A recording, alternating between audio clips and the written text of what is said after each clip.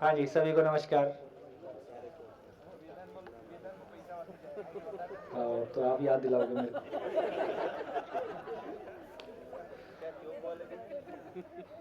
ऐसे ही अपने शुरू किए काम बाद में अपने को ही तंग करते। हाँ जी, चले।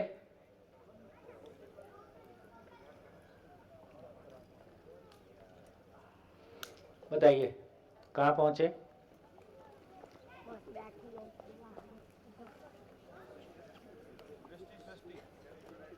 तो हम चर्चा कर रहे थे कि बेसिकली हमको ये स्वीकार हुआ कि सुख बराबर स्वीकृति और स्वीकृति बराबर व्यवस्था को समझना, जीना, समझाना। तो व्यवस्था को समझना बराबर सुख है। तो हम समझ को समझने की तरफ गए। अभी हम व्यवस्था को समझने का काम करेंगे ताकि हमको सुख के बारे और क्लैरिटी बन जाए। और आपको ये भी ध्यान होगा कि हमने चर्चा किया था कि यदि स्वीकृति बराबर सुख है और हम सुख की निरंतरता चाहते हैं तो स्वीकृति की निरंतरता हो, तो अभी कैसे बैठेगा उस पर हम ध्यान देंगे। तो अभी हम चलते हैं व्यवस्था को समझने की तरफ।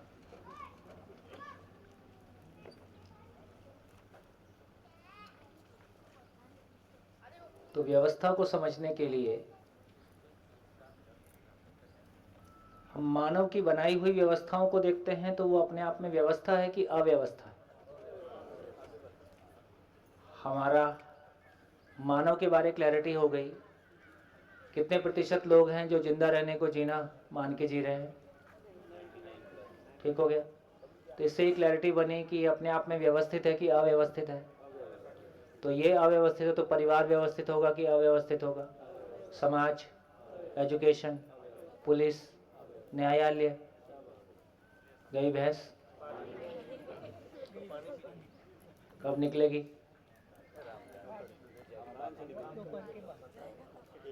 9 तारीख को 1 बजे।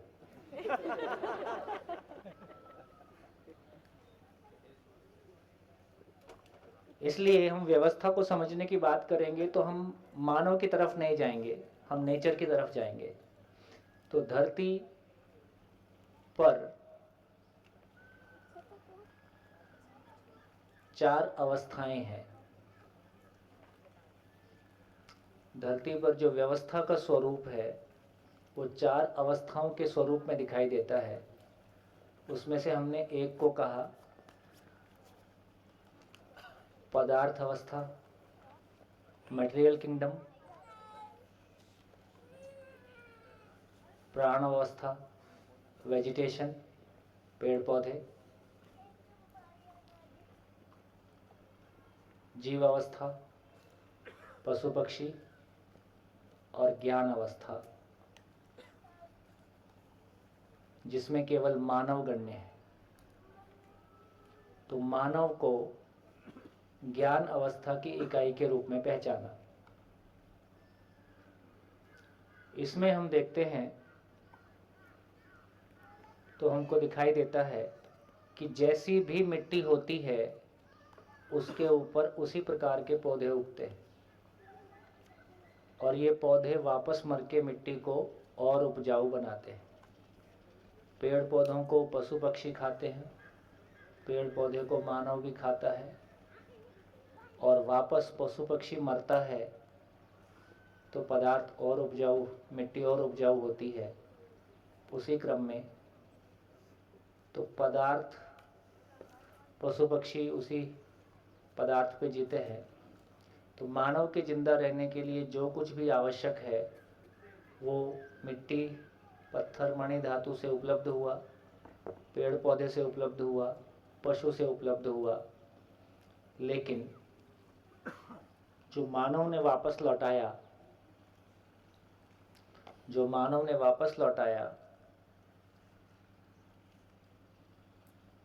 वो तीनों ही क्वेश्चन मार्क है।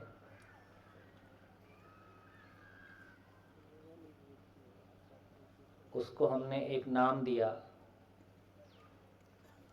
Global warming.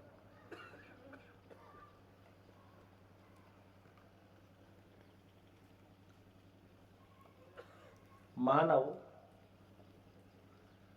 किसी परिवार में ही पैदा होता है।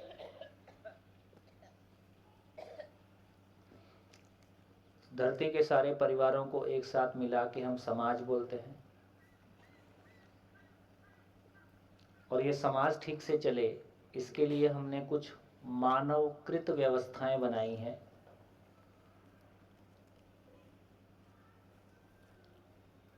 क्या? जैसे एजुकेशन, हेल्थ, न्याय, कानून व्यवस्था, लॉ एंड ऑर्डर, और समाज तो ऊपर आ गया, प्रोडक्शन, एक्सचेंज, ये कुछ व्यवस्थाएं हमने बनाई है, पुलिस एटसेट्रा। ये मानव की बनाई हुई व्यवस्थाएं हैं। ऊपर वाले सर्किल में 3 क्वेश्चन मार्क। रिलीजन ऐड कर सकते हैं? रिलीजन, बिल्कुल।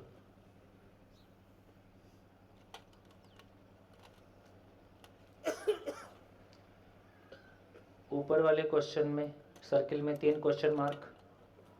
जब नीचे आते हैं तो देखते हैं जैसे जैसे बच्चा बड़ा होता है उसको लगता है कि माँ बाप मेरे को समझ नहीं रहे हैं, और परिवार को लगता है अभी हाथ से निकल रहा है। परिवार को लगता है कि समाज का अध्यक्ष गड़बड़ है, समाज को लगता है कि परिवार गैर जिम्मेदार है।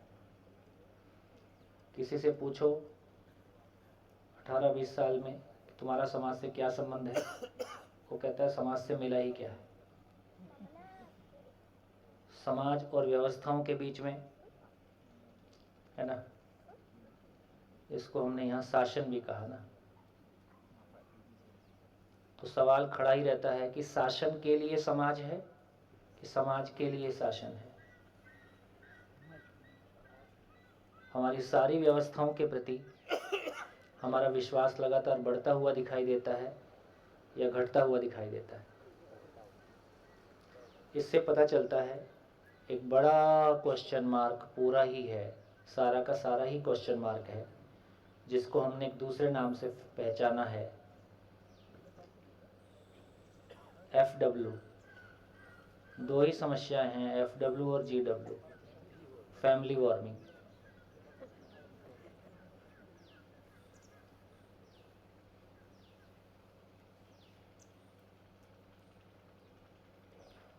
इतने कहानी है।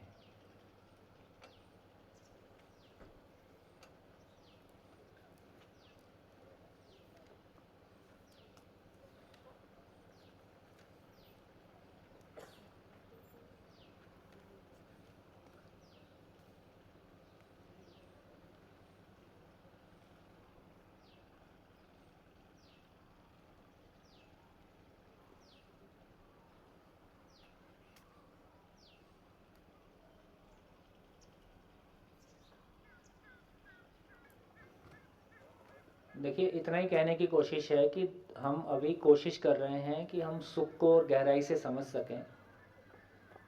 यदि स्वीकृति की निरंतरता हो जाए तो सुख की निरंतरता हो सकती है। सुख को समझने के लिए व्यवस्था को समझना एक पार्ट, उसकी व्याख्या है।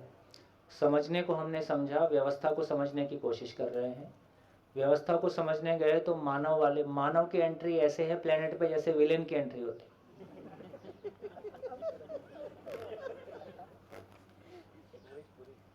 जहां से मानव आया बस वहीं से सब लाल लाल। ठीक, इससे समझ में आता है कि मानव के आचरण के बारे आज हमको डर किससे है। हमको पशु से डर ज़्यादा है कि पशु को हमसे डर है? पशु को हमसे डर है। और हमको मानव से डर ज़्यादा है कि पशु से डर ज़्यादा है? हमको मानव की पाशविकता से डर ज़्यादा है। आदमी के भीतर जो पशु है उससे हमको डर है। तो इससे एक बात निकल के आई कि मानव पूरी नेचर में देखें, नेचर में मानव के अलावा नेचर को देखें तो उसमें एक हार्मनी है। कैसे हार्मनी है? एक मिट्टी की जैसी उपजाऊ शक्ति होती है वैसी वनस्पति उस पर पैदा होती है। क्या मिट्टी अपनी उपजाऊ शक्ति को बचा के रखता है, पौधे को नहीं देता है, या दोनों में कोई स्ट्रगल होता है? एक मिट्टी अपनी पूरी ताकत उपलब्ध कराती है, जैसी भी वनस्पति, जैसी भी उसकी ताकत है वैसी वनस्पति उस पर उगती है। तो मिट्टी पौधे के जीने के लिए अपनी पूरी ताकत उपलब्ध करा देती है। उसके फल में क्या होता है? मिट्टी की ताकत और बढ़ जाती है। पौधे मरते हैं, उस पर जो भी वेजिटेशन जमीन में वापस जाता है, उससे जो कार्बनिक मटेरियल है वो मिट्टी में बढ़ता है, तो उसकी उपजाऊ शक्ति और बढ़ती है। तो मिट्टी पौधे के जीने के लिए अपनी पूरी ताकत लगा दी और वापस में मिट्टी का जीना हो गया। तो पूरी नेचर देखेंगे तो साइक्लिक है और एनरिचिंग है। पूरी नेचर का जो स्वरूप है वो साइक्लिक है और एनरिचिंग है। वो आवर्तनशील है और परस्पर पूरक है, एक दूसरे को सपोर्ट करता है। तो इस ढंग से देखें तो यदि हमको ये ध्यान में आता है कि मिट्टी अपनी पूरी ताकत लगा देती है, पूरी ताकत उपलब्ध करा देती है पौधे के जीने के लिए, और पौधा जैसा जीता है वो वापस उस मिट्टी को उपलब्ध करा देता है, ताकि मिट्टी का जीना भी हो जाता है, मिट्टी की उपजाऊ शक्ति और बढ़। मिट्टी का, यदि मिट्टी के जीने की बात करेंगे तो उसकी उपजाऊ शक्ति की बात। तो पूरी नेचर में देखें तो कौन सा तरीका काम कर रहा है? एक हमने सुना है जियो और जीने दो, जियो और जीने दो। यदि नेचर को देखते हैं तो क्या दिखाई देता है? जीने दो और जियो। तो क्या ध्यान में आता है? नेचर को देखते हैं तो क्या दिखाई देता है? यदि सही अर्थों में कहें, जीने देना ही जीना है, जीने देना ही, जीने देना ही जीना है, और बाकी खाना पीना है।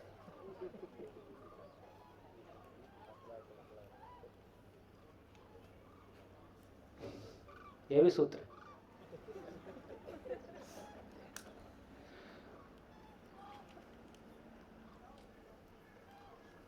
क्या समझ में आ रहा है इससे? क्या समझ में आ रहा है?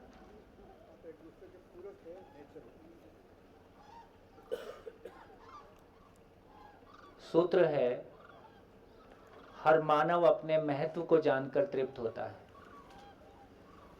हर मानव अपने महत्व को जानकर तृप्त होता है। उसकी उपयोगिता ही उसका महत्व है।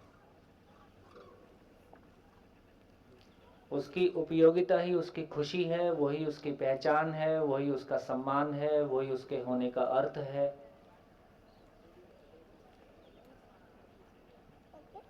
उसी से यह लोक में हम सुखी होते हैं, उसी से परलोक में सुखी होते हैं। सब कुछ इतना ही है। अस्तित्व में हर इकाई किसी पर्पस के साथ है, और ये पर्पस यूनिवर्सल है। मानव का भी होना, ये नोट्स बनाने के चक्कर में समझना मत भूल जाना। इतनी मेहनत से नोट्स बना रहे हो जैसे बिल्कुल कल ही नोट्स के आधार पे मार्क्स मिलने वाले। इतना कभी स्कूल कॉलेज में बनाए थे? हाँ, तो नोट्स ही बनाते रह गए, वहां भी कुछ हाथ नहीं लगा। तो ऐसा मत हो कि यहाँ भी नोट्स बनाते रह जाओ और कॉपी लिख के यहीं छोड़ जाओगे। मेरे को पता है कि हमने बहुत मेहनत की है, तुम देख के समझना। और जिनको कॉपी छोड़ना होता है वो नाम भी नहीं लिखते हैं ऊपर। तो मेरा आशय इतना ही है कि उतना ही लिखें,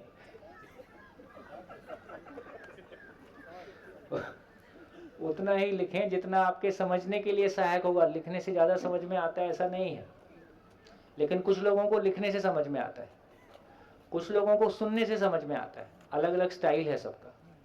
इसलिए जो नहीं लिख रहा है वो नहीं समझ रहा है ऐसा नहीं है, और जो लिख रहा है उसको समझ में आएगा ऐसा भी नहीं है।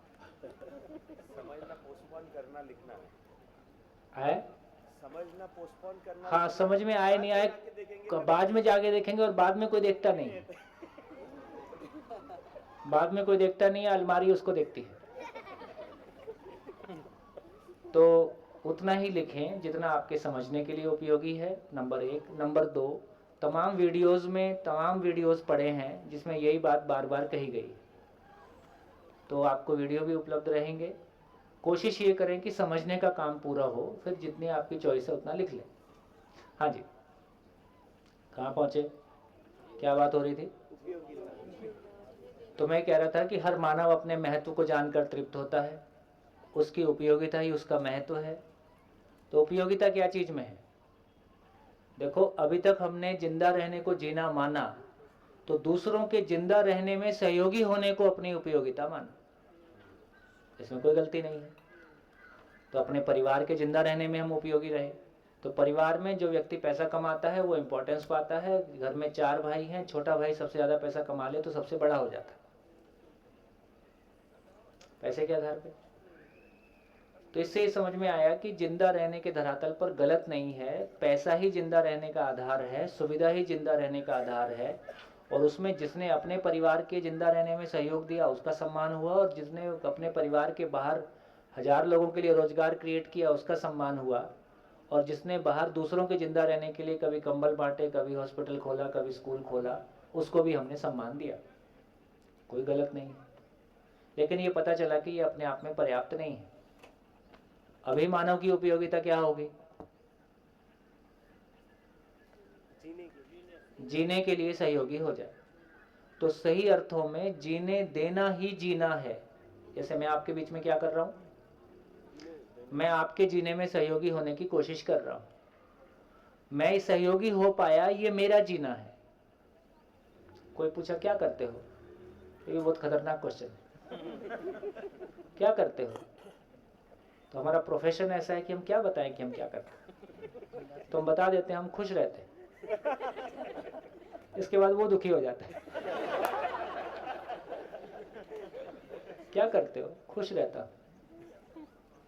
तो उसको समझ नहीं आता ये क्या होता है, तो तुरंत दिख जाता है मैं तो खुश नहीं हूं।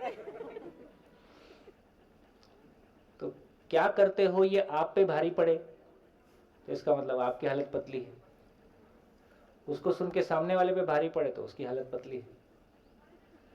तो क्या करते हो, सारा करने का इतना ही मतलब है कि मैं खुश होना चाहता हूं।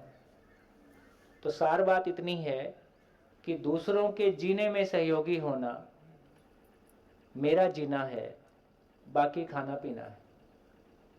तो मेरे परिवार के खाने पीने के लिए मैं सहयोगी हो गया, इससे जीना नहीं हुआ। उसका दुख हमको भी है, उसका दुख पूरी फैमिली में भी है, उसका अभाव, उसका खालीपन, उसकी पीड़ा हम सबके साथ है। तो अभी पता चला कि एक बार जीने की क्लैरिटी बनी तो जीने देना ही जीना है, यही मानव की उपयोगिता है। जब जीने देने की बात हो रही है तो उसमें जिंदा रहना शामिल है। इसलिए परंपरा में कहा भी गया कि दान सुपात्र को, कुपात्र को दान देना भी अच्छा काम नहीं है। तो सुपात्र को दान देने का मतलब है कि जो साधन का सदुपयोग करे। तो साधन के सदुपयोग की समझ पहले उपलब्ध कराई जाए, फिर सहयोग भी उपलब्ध कराया जाए। तो आपने दूसरे के जीने में सहयोग किया। जीने की बात का मतलब है शिकायत मुक्त, अभाव मुक्त होकर जीना होता है। शिकायत और अभाव के साथ में झेलना होता है। तो मेरा परिवार शिकायत मुक्त हो जाए, अभाव मुक्त हो जाए, ये दोनों मानसिक प्रक्रिया है। उसके साथ में उत्पादन भी जुड़ा हुआ है, सुविधा भी जुड़ी हुई है। इस क्रम में हम दूसरों के लिए सहयोगी होते हैं, इसका नाम जीना है। कहाँ पहुंचे? इससे क्या समझ में आया? ये जियो और जीने दो में क्या हो गया? कहने वाले ने तो हो सकता है कोई पूरी बात कही होगी, लेकिन सुनने वाले ने क्या सुना? जियो का मतलब जिंदा रहो, और समाज सेवा, फिर थोड़ी बहुत समाज सेवा आवश्यकता अनुसार कर दो। तो जीने दो की जीने की क्लैरिटी नहीं बनी, तो जियो को भी जिंदा पे टिका दिए, और जीने देना को, जीने दो को संवेदनशीलता पे टिका दिए। तो दूसरों को थोड़ा बहुत मदद कर देना, इसका नाम जीने दो है। तो जिंदा रहना और जीना ही डिफरेंशिएट नहीं हुआ तो बात गोलमोल हो गई। बढ़िया। क्या निष्कर्ष निकला? क्या निष्कर्ष निकला इस चर्चा से? इस चर्चा से क्या निष्कर्ष निकला? हाँ जी, पहले क्या मान रहे थे और अब क्या निकला? माइक पीछे, माइक। हाँ जी। इसमें चर्चा से ये समझ में आया, जीने देना ही जीना है अपने आप में। बाकी खाना पूर्ण। पीना। बाकी खाना पीना ये अपने आप में पूर्ण है। आप क्या कमाते हो रखो अपने पास, उससे हमको क्या मतलब? बिल्कुल ठीक। हाँ, कैसे कमाते हो उससे मतलब हो सकता है, क्योंकि वो नेचर को यदि नुकसान पहुंचाता है तो मुझको भी नुकसान पहुंचाता है। लेकिन आपका मेरा क्या संबंध है? आपका हमारा क्या संबंध है ना? सुविधा हम सारे संसार को बांट नहीं सकते, बांट भी दे तो किसी का भला होता नहीं, वो टेम्परेरी है। तो ये जीने की जगह दूसरे को मिल जाए, जीने की समझ दूसरे को उपलब्ध हो जाए, इसके लिए मैं उपकार विधि से सहयोगी हो जाऊं। देखिए, इसलिए परंपरा में, भारतीय परंपरा में ज्ञान को बेचने की वस्तु, ज्ञान को व्यापार नहीं माना, ज्ञान को संबंध की अभिव्यक्ति माना। तो मैं अपने भाई बहन से बात करता हूँ, अपने दोस्तों से बात करता हूँ, तो क्या बिल बना के देता हूँ? 2 घंटा तुमसे बात किया, @ इतना हो गया, है ना? हमको कोई बात समझ में आई है, इसका मतलब है कि अपनेपन का विस्तार हुआ है। यदि अपनेपन का विस्तार हुआ है तो आप मेरे भाई बहन जैसे ही हो। तो यदि मैं अपने भाई बहन से शेयर करता हूँ तो उसकी तो फीस नहीं हो सकती है ना। ज्ञान अपने आप में अखंड वस्तु है, उसका कोई टुकड़ा नहीं हो सकता है, इसलिए ज्ञान का कोई पैसा नहीं हो सकता है। ज्ञान अपनेपन की अभिव्यक्ति है। यदि बिक गया तो सामान है, फिर ज्ञान नहीं है, फिर अपनापन नहीं है। तो इस अर्थ में जीने देने का मतलब है कि यदि आपकी जीने की स्थिति बनी है, आपको जीने की खुशहाली बनी है, तो क्या खुशहाली बनी है कि आपके परिवार में शिकायत नहीं है, अभाव नहीं है, या कम से कम आपने उस स्थिति को पा लिया है कि उसको लेके कन्फ्लिक्ट नहीं है। तो अब बचे हुए टाइम में करोगे क्या? तो ये करना स्वयं स्फूर्त विधि से अपनी खुशहाली को बांटना, तो बेसिकली कार्यक्रम आदमी की तृप्ति की अभिव्यक्ति है। कार्यक्रम मानव की तृप्ति की अभिव्यक्ति है, उसकी खुशहाली का एक्सप्रेशन है। जब कार्यक्रम मेरी खुशहाली का एक्सप्रेशन है तो वो थकान नहीं देता है। जब कार्यक्रम मेरी खुशहाली का एक्सप्रेशन नहीं है, मुझको करना पड़ेगा इसलिए मैं करता हूं, तो मुझको थकान देता है। चाहे घर का काम है, चाहे मेरी जॉब है। बढ़िया। तो जीने देना ही जीना है, ये कोई काम की बात है। जीने देना ही जीना है। तो नेचर में देख के हमारी इस बात पे क्लैरिटी बने कि पूरी नेचर में देखते हैं तो पूरे नेचर में दूसरे को जीने का अवसर उपलब्ध कराना, है ना, और उससे उसकी उपयोगिता का विस्तार होना। तो इस बात पे हमारा ध्यान गया। दूसरी बात, अब हम व्यवस्था को समझने की जगह में आए तो हमको लोहे पे ज़्यादा विश्वास है कि आदमी पे ज़्यादा विश्वास? लोहे। आदमी की तो इसका अर्थ है कि हमको क्यों लोहे पे विश्वास ज़्यादा है? कि उसका नेचर एक समान है, उसके आचरण की निश्चितता है। हमको दूसरों से कैसा आचरण हम चाहते हैं? यहाँ जब मैं लिख रहा हूँ कि भाव और विचार, स्वयं के प्रति विश्वास, तो बेसिकली ये मेरा भाव और विचार हमेशा के लिए सभी के लिए सुखदायी हो जाए, मेरे लिए सुखदायी हो जाए, यही निश्चित आचरण है। यही निश्चित आचरण है। मैं अपने आप से, मैं खुद से कैसे आचरण की अपेक्षा करता हूँ? मेरा आचरण निश्चित हो कि अनिश्चित हो? निश्चित हो। मैं दूसरों से कैसे आचरण की अपेक्षा करता हूँ? आचरण निश्चित हो कि अनिश्चित हो? निश्चित हो। लेकिन लोहे का आचरण निश्चित है और मानव का आचरण निश्चित नहीं है। यही हमारी पीड़ा है। लेकिन ये भी एक क्लैरिटी अब हमको आने की आवश्यकता है कि लोहे के आचरण की निश्चितता का आधार क्या है, लोहे का आचरण निश्चित कैसे है, तो हमको धीरे धीरे पता चले कि मानव का भी कैसे होगा। लोहे के आचरण की निश्चितता का आधार क्या है? उसके परमाणु का स्वरूप। उसके परमाणु का स्वरूप की जो स्थिरता है, उसका जो गठन है, उसका जो कॉन्स्टिट्यूशन है, उसका जो इलेक्ट्रॉनिक कॉन्फ़िगरेशन है, वो हमेशा एक जैसा रहता है। और यदि कॉन्फ़िगरेशन बदल गया फिर वो लोहा नहीं रहेगा, कुछ और हो जाएगा। तो बेसिकली पदार्थ जो है मात्रा विधि से उसका आचरण निश्चित है। मात्रा का मतलब है परमाणु ही मूल मात्रा है। तो जितना भी पदार्थ है उसका मूल परमाणु है, और जितने भी एलिमेंट हैं उसमें परमाणु का स्वरूप निश्चित है। वो निश्चित स्वरूप यदि बदल जाता है तो फिर वो परमाणु का बिहेवियर भी बदल जाता है। तो मात्रा विधि से परमाणु के आचरण की निश्चितता है, पदार्थ के आचरण की निश्चितता है। एक चीज हमने पाई। अब हम चलते हैं पेड़ पौधों की तरफ। तो पेड़ पौधों के आचरण की भी निश्चितता है कि नहीं है? आम से आम ही पैदा होता है, नीम से नीम ही पैदा होता है, आम मीठा ही होता है, नीम कड़वा ही होता है। तो इससे पता चला कि पेड़ पौधों में भी आचरण की निश्चितता है और उसकी परंपरा है। उसका आधार क्या है? उसका आधार क्या है? तो पता चला कि पेड़ पौधों में बीज विधि से उनके आचरण की निश्चितता है।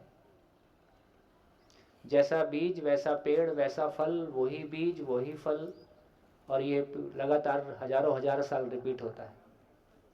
तो बीज विधि से पेड़ पौधों में आचरण की निश्चितता है। यदि पशु की बात करें तो उसमें भी आचरण की निश्चितता है। कैसे? शेर का बच्चा शेर, बकरी का बच्चा बकरी। और शेर का आचरण निश्चित है, मर जाएगा, घास नहीं खाएगा। बकरी का आचरण भी निश्चित है, मर जाएगी, मांस नहीं खाएगी। तो उनके आचरण की निश्चितता है। तो पशु पक्षी में आचरण की निश्चितता का आधार क्या है?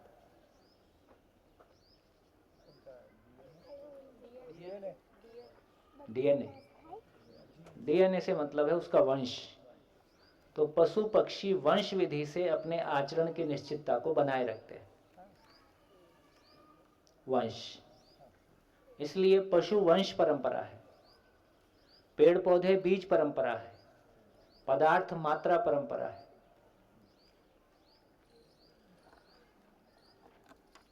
अब मानव की ओर चलें।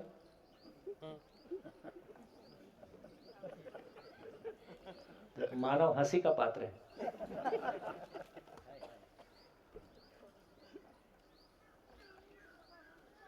अच्छी बात यह है कि जितना नेचर का पार्ट है उसमें कोई गलती नहीं है।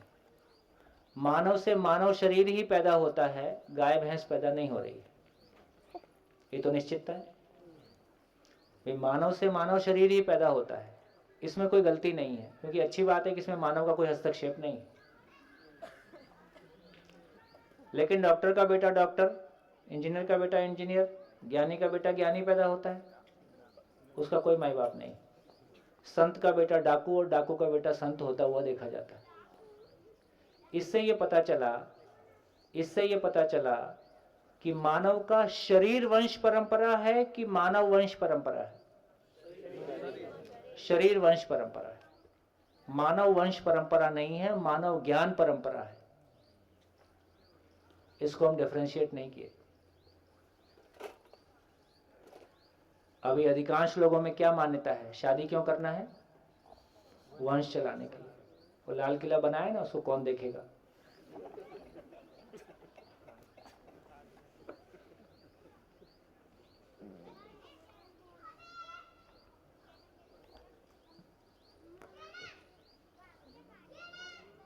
तो इससे क्या समझ में आया? हमने अपने आप को पशु ही माना है, और हम बोलते ही ह्यूमन क्या है? सोशल एनिमल है, सामाजिक पशु है। अब पशु बोलने में शर्म आई होगी तो प्राणी बोल दिया होगा।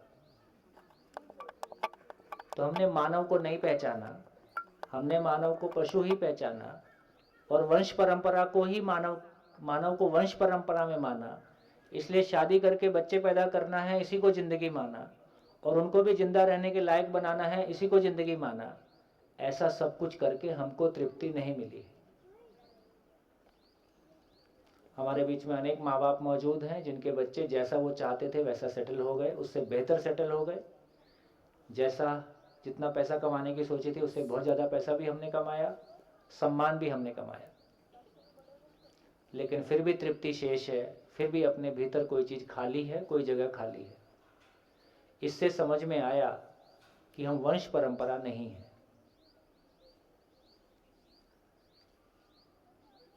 मानव क्या है? ज्ञान परंपरा है। तो जब तक मानव ज्ञान को स्वयं नहीं पाएगा और अपने बच्चों में ज्ञान को मल्टीप्लाई नहीं करेगा, वो तृप्ति नहीं पाएगा। ऐसा ही नियम है, इसका कोई इसकी जगह नहीं है, इसका कोई विकल्प नहीं है। तो अस्तित्व में हर इकाई के होने का कोई स्वरूप है, उसके रहने का कोई स्वरूप है, वो पहले से निश्चित है। मनमानी नहीं चलेगी।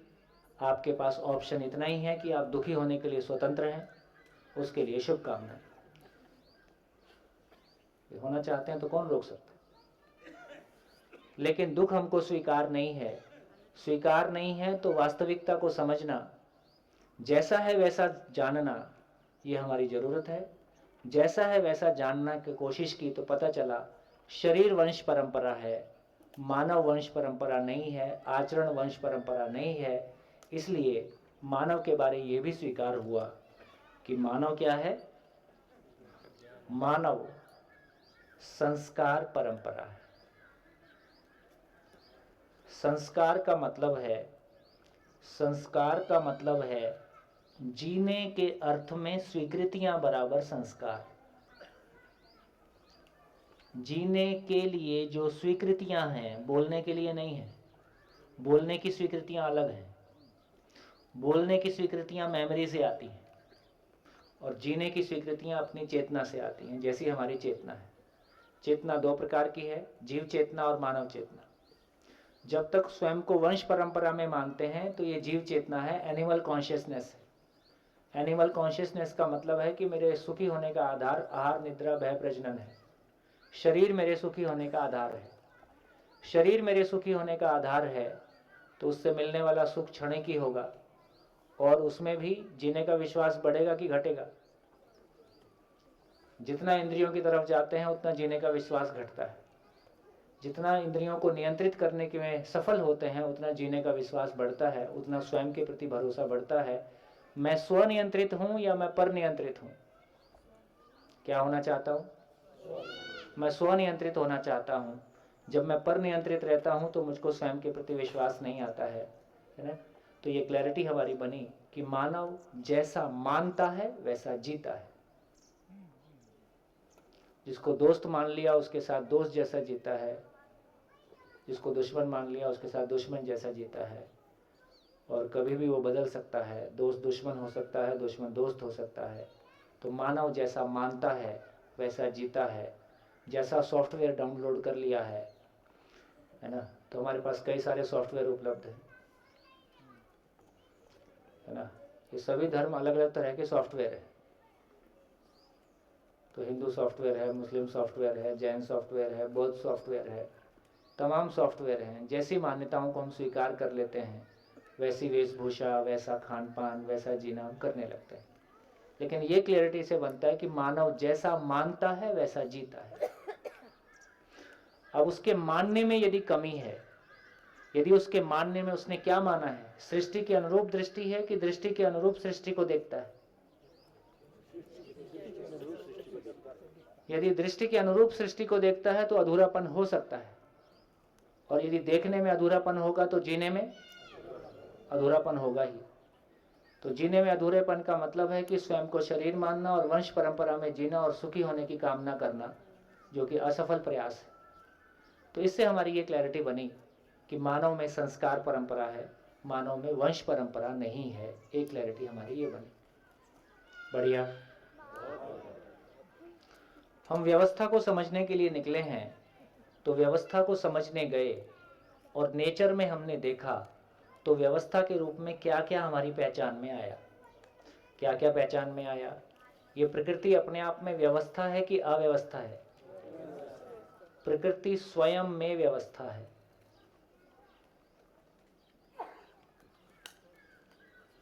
और क्या दिखाई दिया नेचर में? अभी आदमी को छोड़ दीजिए,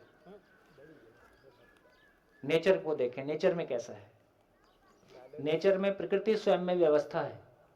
ये व्यवस्था कैसे है? ऐसे कैसी चलती है? इंटरडिपेंडेंस।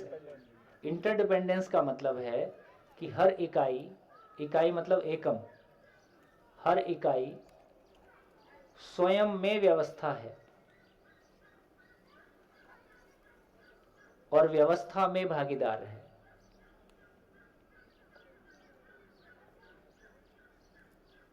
हर इकाई स्वयं में व्यवस्था है, व्यवस्था में भागीदार है। तो हर इकाई स्वयं में व्यवस्था है मतलब एक एटम अपने आप में व्यवस्था है कि अव्यवस्था है? दो एटम मिलके मॉलिक्यूल फॉर्म करते हैं, वो व्यवस्था है कि अव्यवस्था है? वो मॉलिक्यूल आगे पदार्थ के रूप में दिखाई देता है, वो व्यवस्था है कि अव्यवस्था है? ये मॉलिक्यूल ही मिलके सेल के रूप में दिखाई देते हैं, कोशिका के रूप में दिखाई देते हैं। कोशिका अपने आप में व्यवस्था है ना? टिश्यू अपने आप में व्यवस्था है, अंग अपने आप में व्यवस्था है, शरीर अपने आप में व्यवस्था है, ये धरती अपने आप में व्यवस्था है, सोलर सिस्टम अपने आप में व्यवस्था है, ये गैलेक्सी अपने आप में व्यवस्था है। सब कुछ व्यवस्थित है। यदि पूरी कायनात को देखें तो पूरी कायनात मानव को छोड़कर सब कुछ व्यवस्थित दिखाई देता है, और मानव भी व्यवस्थित होना चाहता है कि अव्यवस्थित रहना चाहता है? मानव भी व्यवस्थित होना ही चाहता है। इसलिए हमारे ध्यान में आता है, इसलिए यह भी समझ में आया कि हर इकाई स्वानुशासित है। स्वानुशासित है, हर इकाई स्वनियंत्रित है।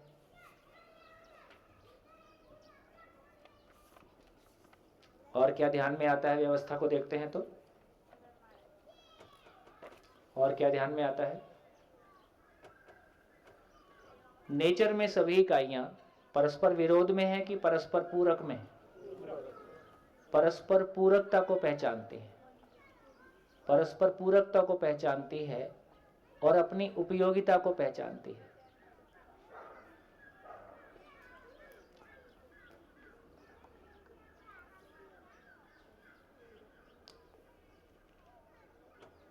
परस्पर पूरक है, इंटरडिपेंडेंस है, एक दूसरे का पोषण करते हैं। और क्या समझ में आया? और क्या समझ में आ रहा है? नेचर को देखते हैं तो है हार्मनी है। ये भी समझ में आया, प्रकृति में इस तरह से प्रकृति में पूर्ण सामंजस्य है,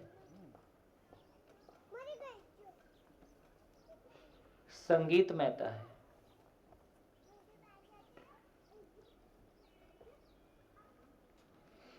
और क्या ध्यान में आ रहा है? ये भी समझ में आया, नियम से है। पूरी प्रकृति में हर इकाई, हर एकम, हर इकाई नियम से है। नियम से है का मतलब है उसके आचरण की निश्चितता है। आचरण निश्चित है, यही नियम होने का मतलब है। लोहा लोहे जैसा बिहेव करता है, एल्युमिनियम एल्युमिनियम जैसा बिहेव करता है, उसके आचरण की निश्चितता है। और क्या ध्यान में आया? एक दूसरे को नुकसान नहीं करते हैं। वही एक दूसरे के पूरक हैं, एक दूसरे को सहयोग देते हैं, कॉम्प्लीमेंट करते हैं। और क्या ध्यान में आया? ये भी हर इकाई आचरण निश्चित है। आचरण निश्चित है का मतलब है हर इकाई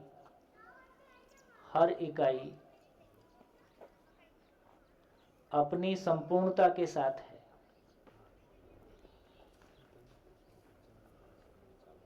ये हम कोई अलग चीज बोल रहे हैं जो हम, है ना, हम अभी साइंस में जब पढ़ते हैं तो रिलेटिव है सब कुछ भी एब्सोल्यूट नहीं है। यहाँ बिल्कुल उसके उल्टा बोल रहे हैं कि हर इकाई अपनी संपूर्णता के साथ है, अपने आचरण की निश्चितता के साथ है।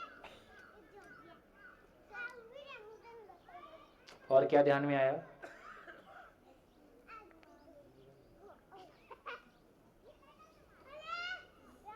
यदि व्यवस्था का स्वरूप देखते हैं, यदि व्यवस्था का स्वरूप देखते हैं, वो नीचे से ऊपर है कि ऊपर से नीचे है?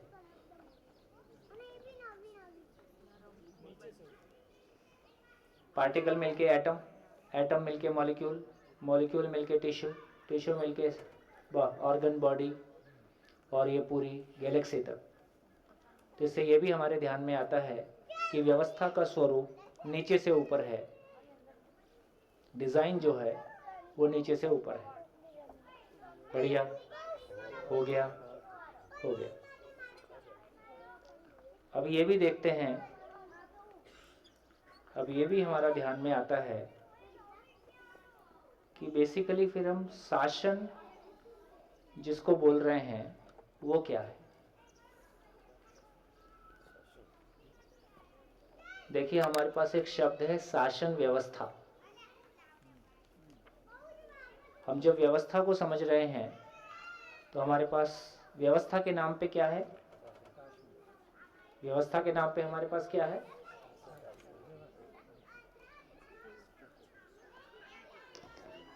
शासन का मतलब क्या है?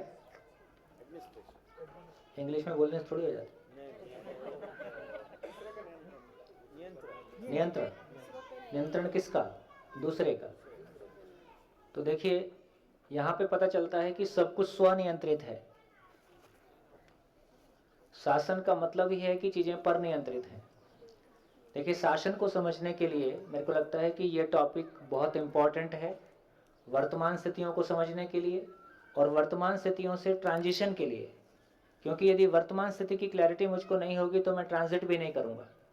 ट्रांजिट का मतलब है कि जीव चेतना से मानव चेतना में जाने का जो काम है, जिंदा रहने से जीने में जाने का जो काम है, यदि उसकी मेरे को वर्तमान स्थिति की क्लैरिटी नहीं होगी तो मैं उसमें भी यात्रा नहीं हो पाएगी।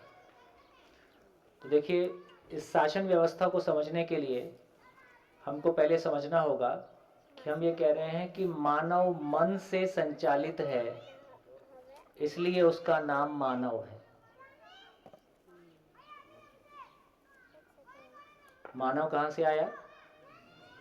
क्योंकि वो मन से संचालित है, इसलिए मानव है। यदि शाब्दिक परिभाषा में देखें तो संपूर्ण को समझकर व्यक्त करने में समर्थ इकाई है, इसलिए उसका नाम व्यक्ति है।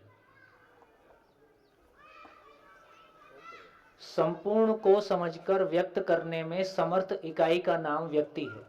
व्यक्त कर सकता है इसलिए व्यक्ति उसको संज्ञा है।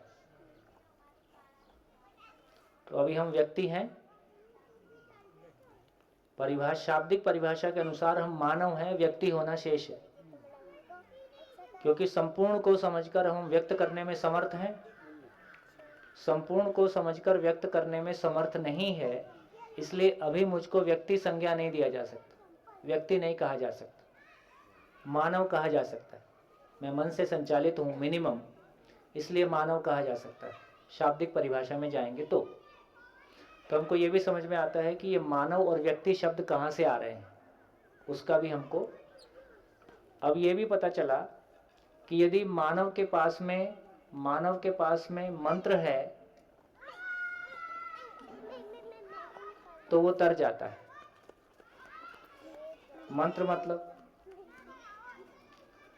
मंत्र की परिभाषा है मनः तारयते इति मंत्र।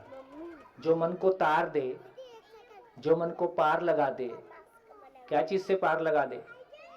समस्याओं से पार लगा दे, तो समाधान ही मंत्र है। तो पहले मंत्र हम संस्कृत में बोल रहे थे, अभी दूसरों की अयोग्यता से प्रभावित ना होना ही स्वयं की योग्यता है। ये क्या है? ये मंत्र ही है। धरती के सभी मानव सुख, निरंतर सुख चाहते हैं। तो बेसिकली जो भी नियम है, मानव के बारे जो भी नियम है, वो सभी मंत्र ही हैं। अभी जैसे ही आपको गुस्सा आएगा तो आपको सूत्र याद आ जाएगा, अक्षमता का प्रदर्शन ही क्रोध है। तो गुस्सा कैसा होगा? उस क्षण के लिए ठंडा हो जाएगा। जैसे दूसरे ने कुछ कहा, परेशान हुए, तो सूत्र याद आएगा, दूसरों की अयोग्यता से प्रभावित ना होना ही मेरी योग्यता है, तो तुरंत संभल जाएंगे, ठीक नहीं हो जाएंगे। ठीक होने के लिए कुछ और करना होगा, लेकिन पहला काम संभलना है, दूसरा काम ठीक होना है। तो इस क्रम में हम आगे देखेंगे। तो जिसके पास मंत्र होता है उसका नाम मंत्री है। मंत्र मतलब समाधान। जिसके पास मंत्र है उसका नाम मंत्री है, और वो मंत्रालय में बैठता है।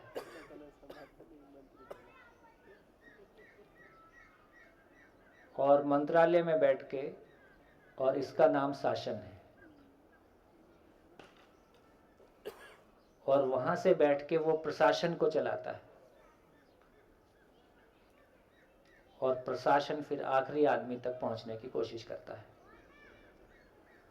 कितने लोगों को, यहाँ बैठे लोगों को शासन और प्रशासन की क्लैरिटी है कि शासन क्या है, प्रशासन क्या है? चलो उल्टा कर देता हूं। कितने लोगों को शासन और प्रशासन का अंतर नहीं मालूम है? हाथ उठाइए। ठीक है, काफी लोगों को नहीं मालूम। तो शासन और प्रशासन में क्या फर्क है? प्रशासन प्रजा के लिए है? प्रशासन प्रजा के लिए। शासन कौन है, प्रशासन कौन है? शासन वो है जो व्यवस्था को परिभाषित करता संभालता है। है, प्रशासन वो है उस परिभाषा को लागू करने की कोशिश करता है। तो ये तो परिभाषा हो गई। एक्चुअली कौन है? जैसे आप गुजरात में बैठे हैं, तो गुजरात में शासन किसका है? मंत्रिमंडल है, उसका शासन है। तो हम क्या नाम से बोलते हैं आजकल, किसका शासन है?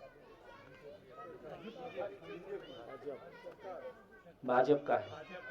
और मुख्यमंत्री कौन है अभी? रूपाणी। तो कहीं हम बोलते हैं मोदी शासन है, कहीं योगी शासन है, कहीं, है ना? तो बेसिकली मुख्यमंत्री या प्रधानमंत्री के रूप में हम शासन का नाम लेते हैं कि आजकल इनका शासन है।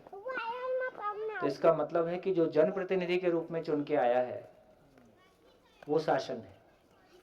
वो नीति निर्धारण करता है। हम राज्य को कहाँ लेके जाएंगे, देश को कहाँ लेके जाएंगे, इसका निर्धारण वो करते हैं। और उसको इम्प्लीमेंट करने वाले जो ब्यूरोक्रेसी है, तो चीफ सेक्रेटरी से लेके चपरासी तक, ये पूरी चेन प्रशासन है। तो प्रशासन स्थिर रहता है, प्रशासन नहीं बदलता है, शासन बदलता रहता है। बढ़िया, ये क्लैरिटी बन गई। तो इसका मतलब है कि कुछ लोग हैं जिनके पास अभी का शासन क्यों असफल है? अभी का शासन क्यों असफल है?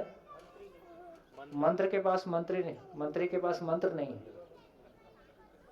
मंत्री के पास मंत्र नहीं है।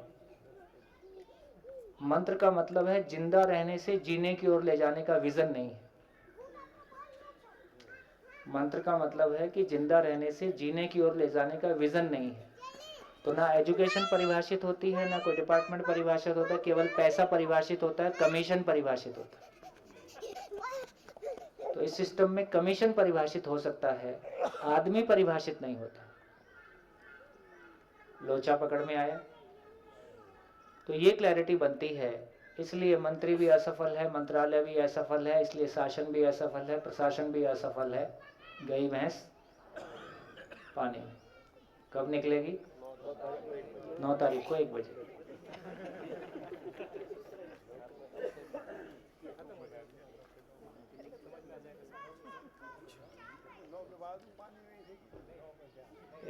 तो गई पानी में। हमें चर्चा हो रही है पानी में कहाँ कहाँ जाएगी।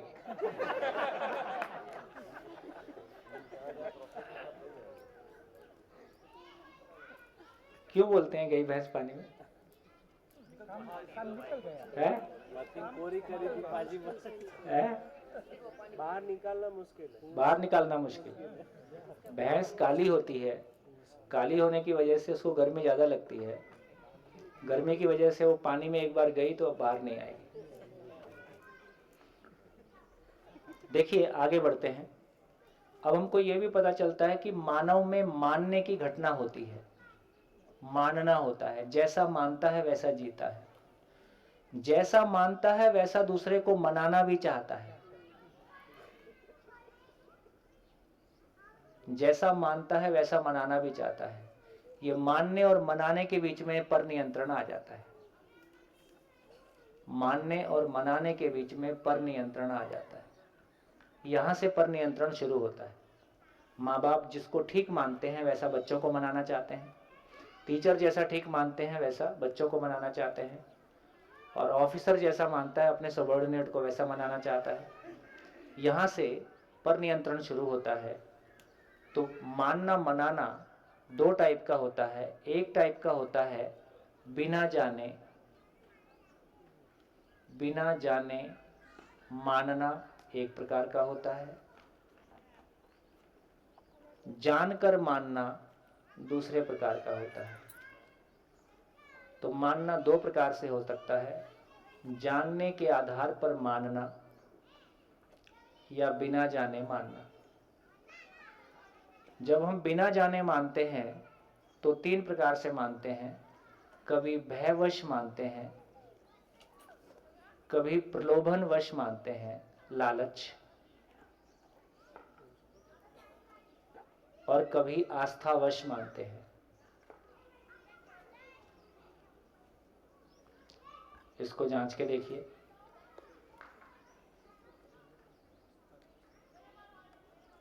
एक मानव के रूप में मैं अपने आप को कैसे मनाता हूं किसी चीज के लिए। एक मानव के रूप में मैं अपने आप को कैसे मनाता हूं किसी चीज के लिए। कभी भय से, कभी प्रलोभन से, और कभी आस्था से। एक एक एग्जांपल दे दो। भय का एग्जांपल, पढ़ो नहीं तो फेल हो जाओगे। पढ़ोगे नहीं तो घास चराओगे, पढ़ लो नहीं तो घास खोदोगे। पानी का वेस्ट करते हैं तो ऐसा बोलते हैं उसको पाप लगेगा। पानी का वेस्ट करते हैं तो पाप लगेगा, नरक में जाओगे। और पढ़ लो मोटरसाइकिल दिलाएंगे। हनुमान जी को भी बोल देते हैं काम करा दो इतना पैसा दे देंगे। जीवन विद्या शिविर में आएंगे तो अपना जीवन जीना सीख जाएंगे। जीवन विद्या शिविर में कोई प्रलोभन नहीं है। ये आपकी जिम्मेदारी गुरुजी निभा देंगे ऐसा नहीं कहा जा रहा है। गुरुजी आपकी जगह समझ लेंगे, आपका घर ठीक कर देंगे ऐसा नहीं कहा जा रहा है। आशीर्वाद दे देंगे ऐसा नहीं कहा जा रहा है। जो करना है आप ही को करना है। बाकी दुखी होने के लिए शुभकामनाएं। यहाँ कोई आस्था नहीं है, कोई भय नहीं है, कोई प्रलोभन नहीं है। यहाँ तीनों ही यूज नहीं हो रहे हैं। आपको समझना है, आपको अपनी जिंदगी ठीक करनी है। तो इसका अर्थ है कि अभी जैसी जीवन शैली हम जीते हैं उसमें से कभी हम भय से संचालित होते हैं। भय से ज्यादा अच्छा कौन लगता है? प्रलोभन से ज्यादा अच्छा कौन लगता है? आस्था। इसलिए आस्था सबसे पावरफुल है। भय और प्रलोभन में आस्था सबसे पावरफुल है। उससे ज्यादा पावरफुल लालच है। भय सबसे कम पावरफुल है। इसलिए आप देखेंगे कि परंपरा से भय कम हो रहा है, खत्म हो रहा है। एक समय था जब टीचर की पहचान हाथ में डंडे से होती थी। आज विश्व की सभी गवर्नमेंट ने सर्कुलर जारी कर दिया है कि टीचर के हाथ में डंडा नहीं रहना है। कितने देशों ने यह भी कानून बना दिया है कि यदि बच्चे को माँ बाप ने मारा है तो बच्चा कोर्ट में केस कर सकता है, पुलिस कंप्लेंट कर सकता है। ये भारत में भी कुछ दिन में हो जाएगा। हम सब हो गया, अभी कानून नहीं है।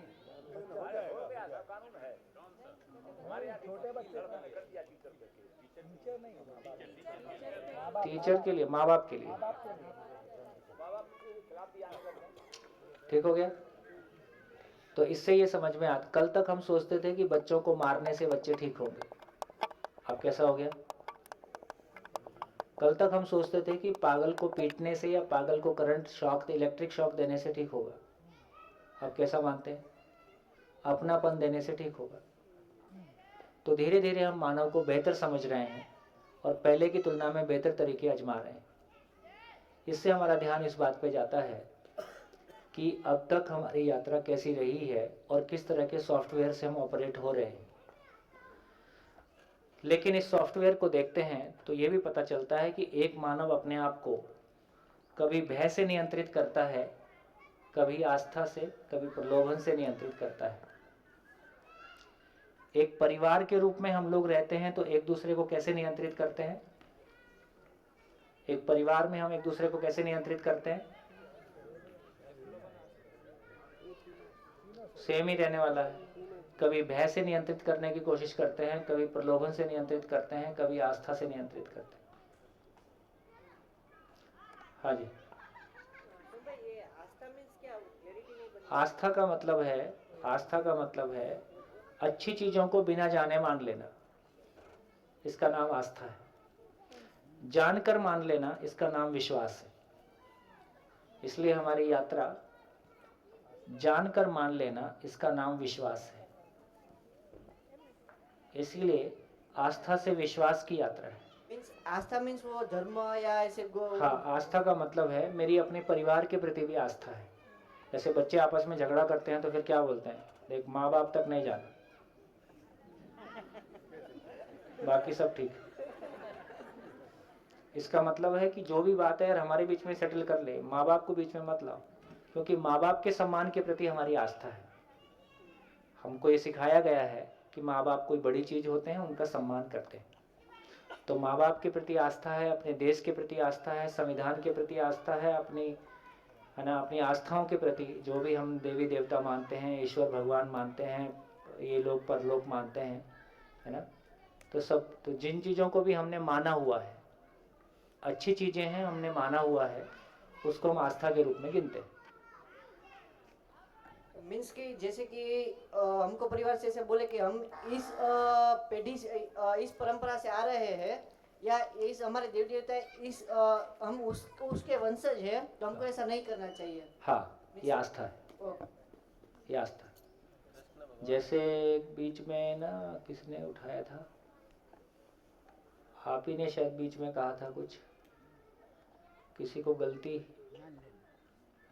एक अच्छा एग्जाम्पल बीच में आया था शेयरिंग में, कि किसी ने कहा था कि किसी बेटी ने शायद शेयर किया था कि मेरे को गलती बताई गई, उसको खराब लगा। हाँ, शायद आपने कहा था, है ना? हाँ, आपने कहा था, ठीक है। लेकिन फिर बाद में वो शिविर में आके या आपको समझ में आ गया, तो अब वो ऐसा उतना खराब नहीं लग रहा है। तो मेरी गलती भी है तो मुझको समझ में तो आ जाए। शिविर में भी मैं जितना बोलता हूँ, बाहर इतना किसी को बोलूँगा तो मेरे कपड़े फाड़ देगा। क्यों यहाँ इतना हम बोल पाते हैं? क्योंकि हमारे आपके बीच में ये अंडरस्टैंडिंग हो जाती है कि जो कुछ भी कहा जा रहा है वो हमारे हित के लिए कहा जा रहा है, हमारे ध्यान दिलाने के लिए कहा जा रहा है। इसमें हमारा कहीं अपमान की कोई बात नहीं। तो यदि आदमी तो अपनी गलती सुनने के लिए तैयार ही है, आदमी तो अपना दिल खोलने के लिए तैयार ही है, उसको भरोसा भर हो जाए कि उसको मिसयूज नहीं होगा और उसको कोई सॉल्यूशन मिलेगा। तो जैसे ही हमको लगता है कि यदि मेरी गलती मेरे को स्वीकार हो जाती है तो मेरे को दुख नहीं होता, और कोई मेरे को गलत कह रहा है और मेरे को भी नहीं समझ में आ रहा है तो मेरे को दुख होता है ना। तो इसका मतलब है कि जो भी हमारी आस्थाएं हैं, हमारी वो क्लैरिटी बन जाए, जो भी हमने माना है उसके पीछे, तो हमारा अलग तरीके से। तो यदि हम समाज के रूप में देखें तो हमारी क्या स्थिति है? हम एक दूसरे को कैसे मना रहे हैं? समाज में एक दूसरे को कैसे मनाते हैं? कुछ भय से, कुछ प्रलोभन से, कुछ आस्था से। और धीरे धीरे हम ये भी देखते हैं कि समाज में आस्था घटता हुआ दिखाई देता है कि बढ़ता हुआ दिखाई देता है। जैसे ये भी हमने चर्चा किया था कि वर्तमान शिक्षा से संवेदनशीलता बढ़ता हुआ दिखाई देता है कि घटता हुआ दिखाई देता है। और धर्म ने कम से कम इतना काम किया कि संवेदनशीलता को बढ़ाया। अब आगे चलते हैं, अब व्यापार को देखते हैं।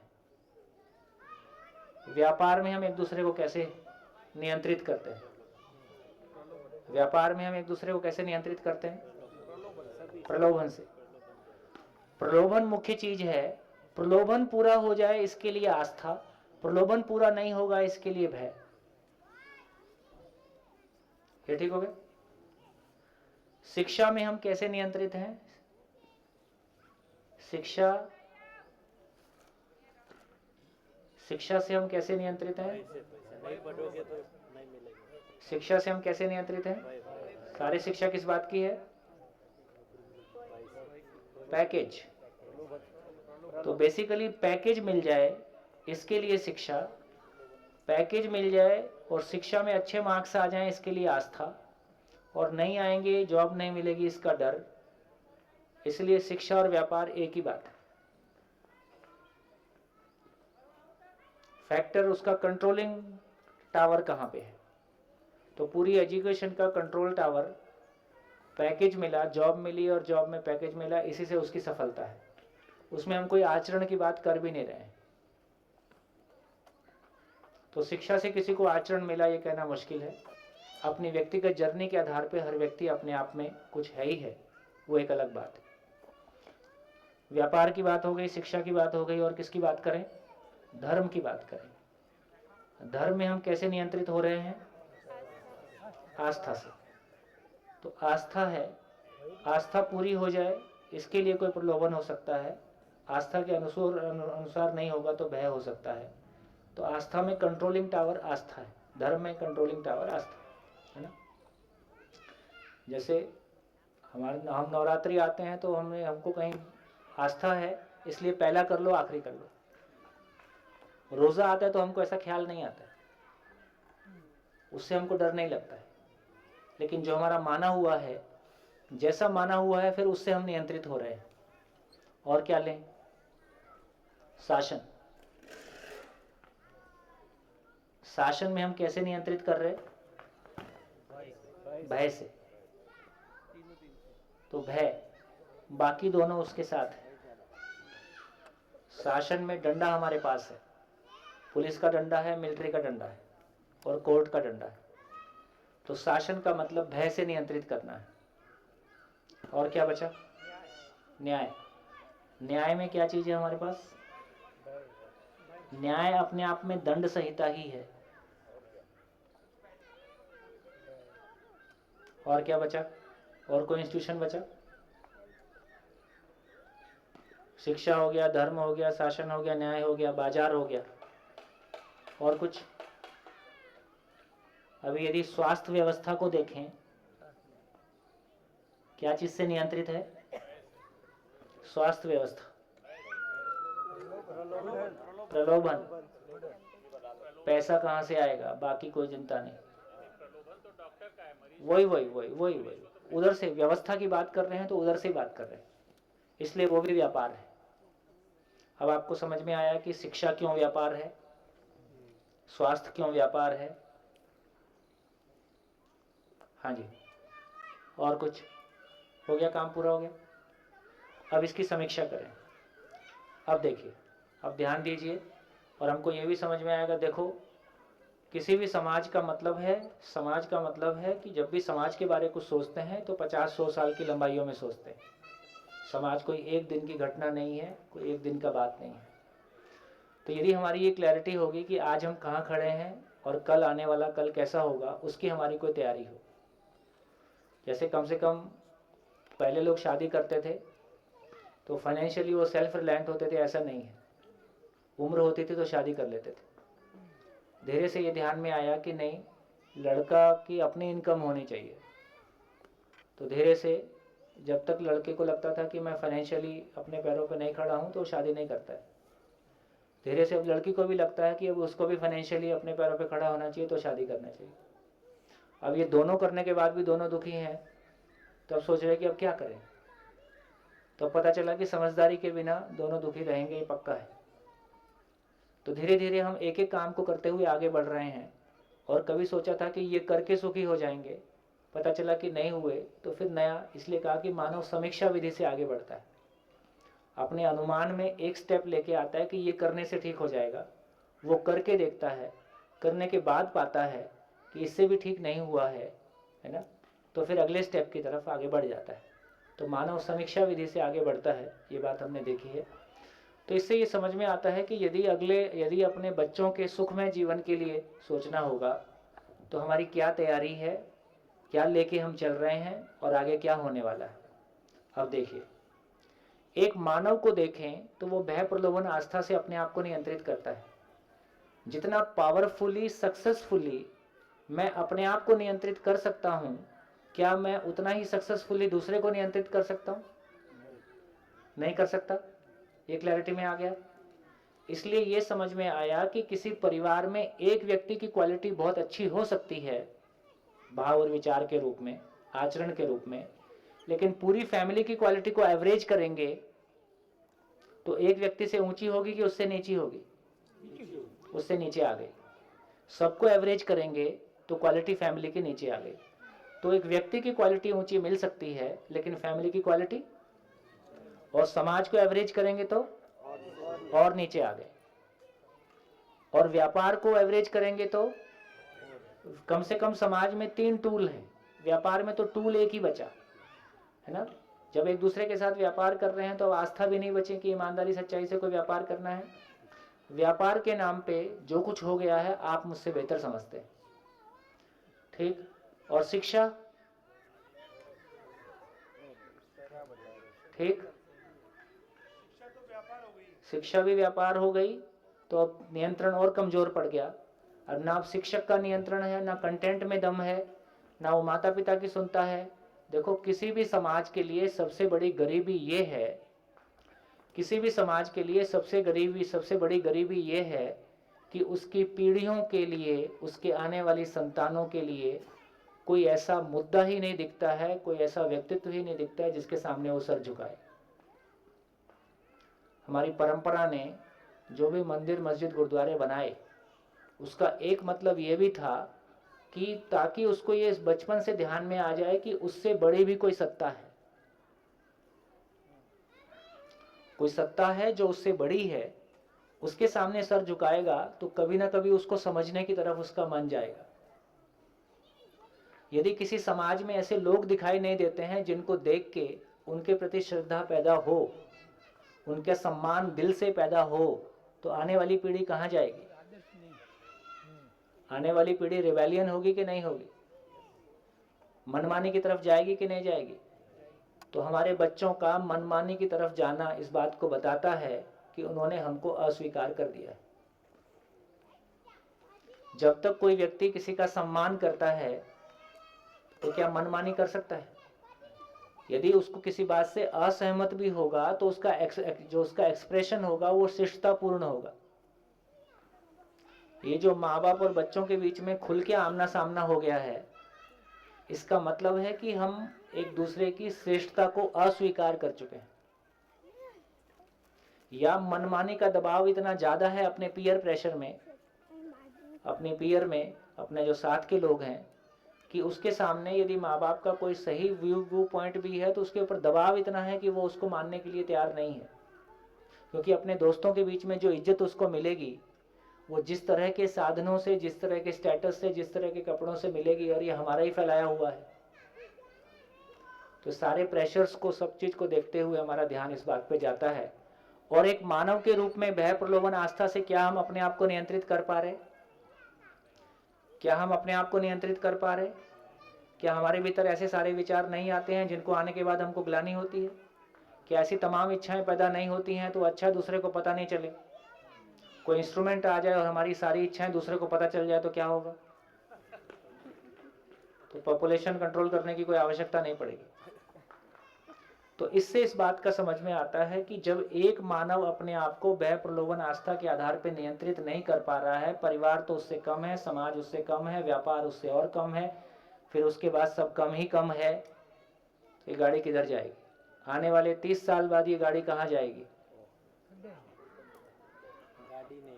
गाड़ी नहीं रहेगी, जाएगी नहीं, गाड़ी नहीं रहेगी। और करेला ऊपर से नीम चढ़ा क्यों हो गया उसको भी समझना पड़ेगा। देखिए, साइंस युग आने के बाद मेरे को लगता है कि ये भी आपके सामने ध्यान में रहे है।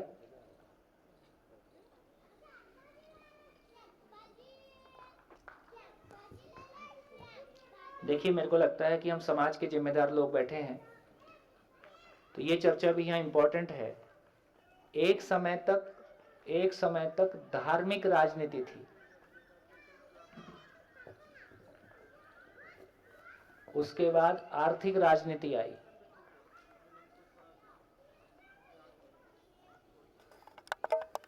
अगला दौर सामाजिक राजनीति का है, और और जब सामाजिक राजनीति होगी तो राजनीति नहीं होगी, फिर वो राज्यनीति होगी। ये राजनीति से राज्यनीति में शिफ्ट आना है और इसमें किसी का विरोध नहीं है, इसमें किसी का थैंक यू।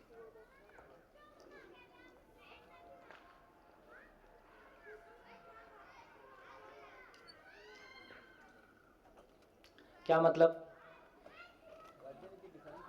हाँ, अभी करता है। देखिए, बहुत सुनने लायक चर्चा है और बहुत अपना विश्वास बढ़ने लायक चर्चा है और बहुत आगे की दिशा, आने वाली पीढ़ियों की दिशा तय करने वाली चर्चा है। क्या? एक समय तक राजा ईश्वर का प्रतिनिधि था। एक समय तक राजा ईश्वर का प्रतिनिधि था और ईश्वर के प्रतिनिधि के रूप में गुरु के संरक्षण में राजा अपना राज चलाता था। तो गुरु सबसे ऊपर, गुरु ऊपर, गुरु के संरक्षण में राजा, राजा के संरक्षण में व्यापारी और व्यापारी के साथ में प्रजा। ऐसा हिरार्की बना। साइंस युग आया तो साइंस से जो भी आर्म्स एंड एमिनेशन हथियार बने, साइंस के कारण सबसे पहला प्रयोग साइंस के रूप में हम हथियारों की तरफ ही गए, क्योंकि लड़ना एक हमारा मुख्य काम था। तो टेक्नोलॉजी ने राजा को भरोसा दिलाया कि लड़ाई जीतने के लिए हथियार जिस क्वालिटी का होगा वही तय करेगा और उसके लिए पैसे की जरूरत है। तो फाइनली गुरु के ज्ञान और नैतिकता के आधार पर राज चलाने की बजाय कहां शिफ्ट हो गया? हथियारों से युद्ध जीता जा सकता है और हथियारों से युद्ध जीतना है तो उसके लिए पैसा जरूरी है, इधर आ गया। तो आर्थिक राजनीति का दौर शुरू हो गया। आज के देश में राज कौन चलाता है? जिसको हम मल्टीनेशनल के रूप में बोलते हैं। आज की डेट में मल्टीनेशनल इतना पावरफुल है कि वो कई देशों में तय करता है कि वहाँ राष्ट्रपति कौन होगा, चीज़ें कैसे ऊपर नीचे होंगी और व्यापार को गति देने के लिए कौन सहायक होगा। सब कुछ कंट्रोल कहीं और से होता है। ठीक हो गया?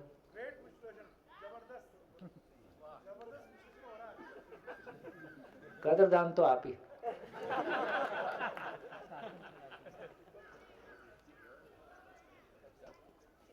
अब ये दौर हमने देख लिया। दूसरा एक दौर भी हमको दिखाई देता है कि सूचना के दौर में जो भी वर्ल्ड में नेतृत्व विहीन आंदोलन पूरे विश्व में दिखाई देते हैं, उससे ये भी समझ में आ रहा है कि आम जनमानस भी किसी अवेयरनेस के साथ में, और जिस हम सिविल सोसाइटी की बात करते हैं, लोग सोचने वाले अब हो गए हैं।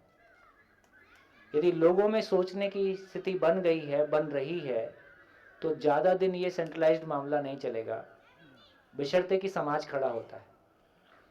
तो यदि समाज खड़ा होता है और अपने बच्चों को, आने वाली पीढ़ियों को की शिक्षा के बारे सोचना शुरू करता है और सही अर्थों में उनके मानसिक स्तर पे, अपने पारिवारिक में, है ना, जो जीने के स्वरूप में काम करता है, तो सही अर्थों में समाज खड़ा होता है।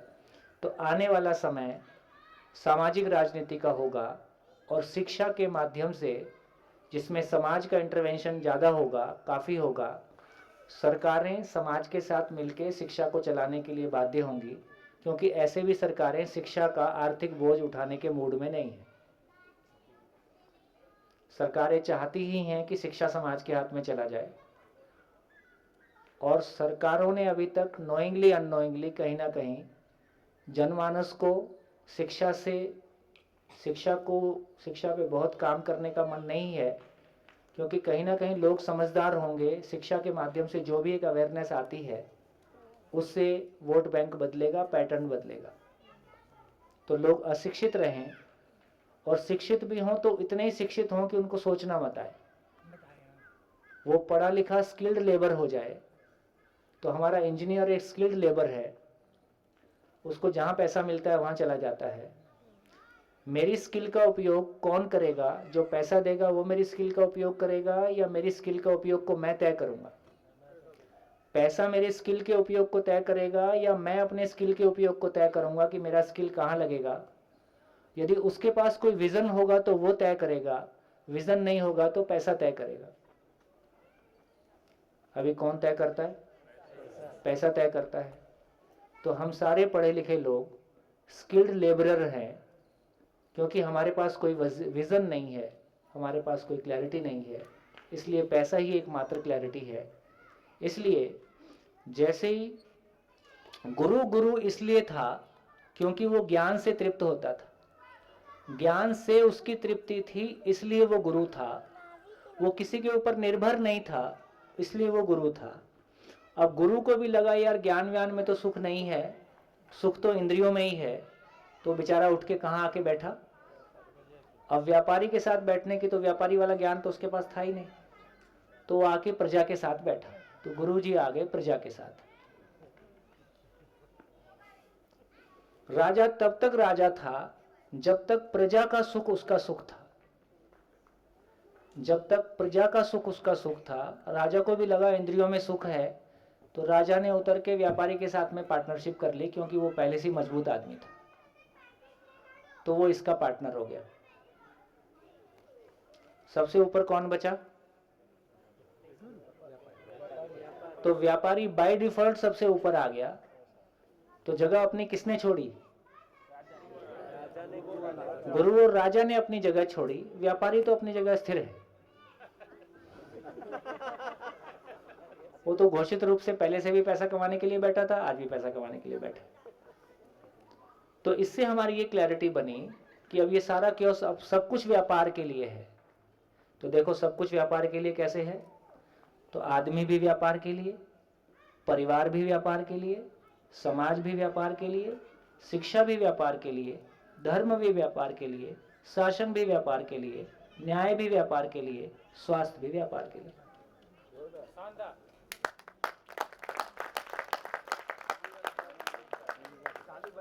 जैसा नहीं है, दुखद है, तो बहुत अच्छा समझा उसकी डाल। जबकि सच्चाई क्या थी? जबकि सच्चाई क्या थी? एक व्यक्ति का श्रम परिवार में विलय होता है और एक परिवार की पहचान समाज में विलय होती है।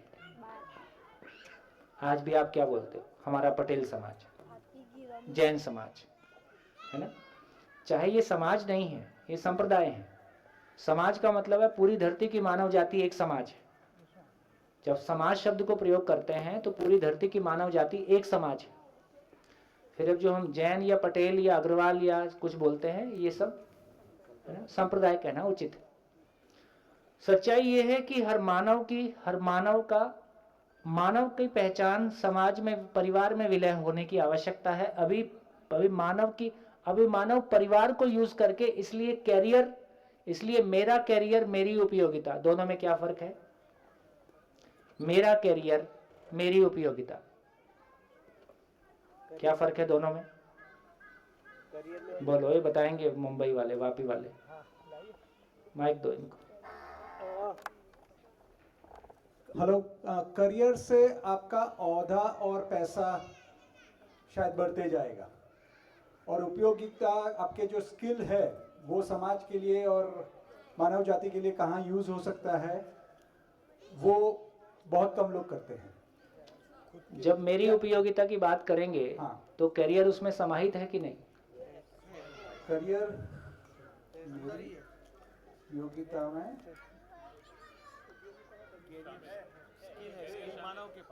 स्किल है। तो इसका मतलब है कि मेरा कैरियर, मेरी उपयोगिता एक बड़ा सर्किल है, उसमें मेरा कैरियर एक छोटा सर्किल है। तो ये कैरियर के नाम पे हमने पूरे आने वाली पीढ़ी को जहर दे दिया। कैरियर लेने का नाम है, उपयोगिता देने का नाम है।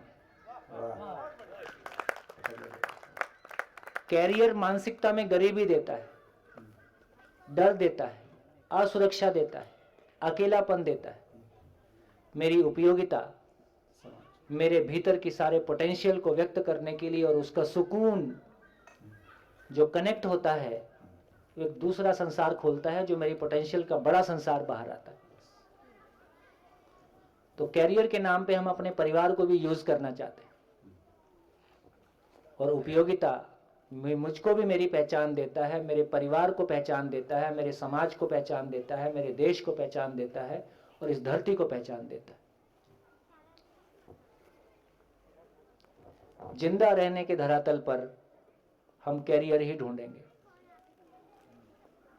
जीने के धरातल पर उपयोगिता ही ढूंढेंगे।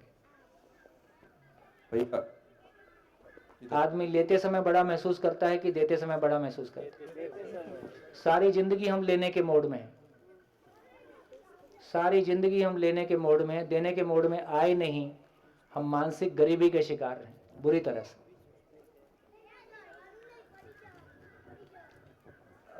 इसमें एक इंग्लिश में 2 लाइनें हैं बोलिए बोलिए।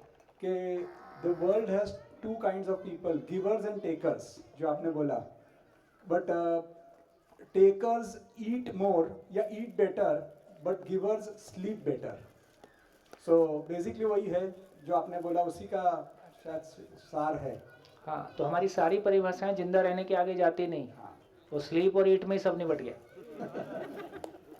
है ना। वो जो जीवन की महिमा है, वो जो भाव और विचार की क्वालिटी है, उस क्वालिटी को टच नहीं कर रहे। लास्ट में नींद ही आएगी अच्छी, इतना ही है। भैया 2 साल पहले मैं एक इधर इधर इधर इधर पीछे आप जगह बहुत बदलते रहते हैं, पीछे से। इधर भी घुमकड़ी। तो 2 साल पहले मैं एक व्यक्ति से एक प्रोग्राम में गया था, ग्राम्य मंथन करके, छोटा सा किस्सा है। तो उसके अंदर एक सभी लोग खुश थे कि भैया देव भैया आने वाले, देव भैया आने वाले, और भूमिका इस तरह से बनाई जा रही थी कि ये व्यक्ति अगर मेरे को मौका मिले तो इसको मैं टाइम मैगजीन पे हर साल 100 साल तक फोटो छापते रहे। जब वो आ गए तो मैंने उनसे एक पूछा, भैया आप करते क्या हैं, जैसा कि नॉर्मली पूछते हैं। तो उन्होंने बोला मैं कुछ नहीं करता हूँ भाई। मैंने कहा चलता कैसे है? तो बोलता है मेरी पत्नी मेरा सारा खर्चा उठाती है, मेरा जो मन होता है वो करता हूँ। तो मैंने कहा काम क्या करते हैं? एम्प्लॉयमेंट। तो उसने बोला कोई एम्प्लॉयमेंट पिछले 25 सालों से नहीं करता हूँ, but I may be unemployed all my time, but I would never be unproductive even for a day. हम सारा ध्यान जो है वो प्रोडक्टिविटी छोड़ करके एम्प्लॉयमेंट पे ही ध्यान रखते हैं, और हमारा वो प्रोडक्टिविटी किस काम आ रहा है उसका कोई मतलब हमें है नहीं। तो वो लाइन बहुत इंटरेस्टिंग लगी कि I may be unemployed all my life, but I would not be unproductive for a single day. तो हम प्रोडक्टिव कितना है, मुझे लगता है वो ज्यादा इंपॉर्टेंट है। तो प्रोडक्टिविटी का क्या मतलब है? प्रोडक्टिविटी का मतलब है उपयोगिता, उपयोगिता का मतलब है जीना, और जीने की रोशनी में फिर सब कुछ होना। बढ़िया, कहाँ पहुंचे? तो इससे ये पता चला कि जब मैं मेरी उपयोगिता के साथ होता हूं तो मेरी पहचान भी सुनिश्चित होती है, मेरे परिवार की पहचान भी सुनिश्चित होती है, और मुझसे मेरे संप्रदाय की पहचान भी सुनिश्चित होती है, और उससे समाज की पहचान भी सुनिश्चित होती है। व्यापार किसके लिए है? ताकि समाज और बेहतर हो। शिक्षा किसके लिए है? ताकि समाज और बेहतर हो। धर्म किसके लिए है? समाज और बेहतर हो। शासन के लिए समाज है कि समाज के लिए शासन है? समाज के लिए शासन है। समाज, सरकार कोई पैसा कमाती है क्या? हम टैक्स देते हैं, समाज टैक्स देता है ना। तो समाज ने टैक्स के रूप में पैसा इकट्ठा किया और कुछ जिम्मेदार लोगों को चुना कि तुम प्रतिभाशाली हो और तुम समाज को बेहतर बनाओ। समाज कहीं छूट गया, वो अपने आप को मजबूत करने में लगा, है ना, और समाज को कमजोर करके ही वो मजबूत हो सकता है। तो इस तरह से 2 अलग अलग, है ना। हाँ, ये बात समझ में आने की है। कमजोर, मैंने ऐसी सासों को देखा जो अपने 3 बहुओं को, 4 बहुओं को आपस में लड़वा के रखती हैं, क्योंकि ये चारों एक हो गई तो तख्ता पलट देंगी। तो इसका मतलब है कि आदमी के भीतर इनसिक्योरिटी है। इनसिक्योरिटी का मतलब है कि चलेगी किसकी। तो जब घर में ये हालत हो सकती है तो बाहर क्यों नहीं होगी? सत्ता तो चाहिए आदमी, सत्ता आदमी की जरूरत है। कब तक? जब तक वो स्वयं को नहीं चला पाता है, तब तक दूसरों को चला के स्वयं को ना चलाने के गम को भरता है।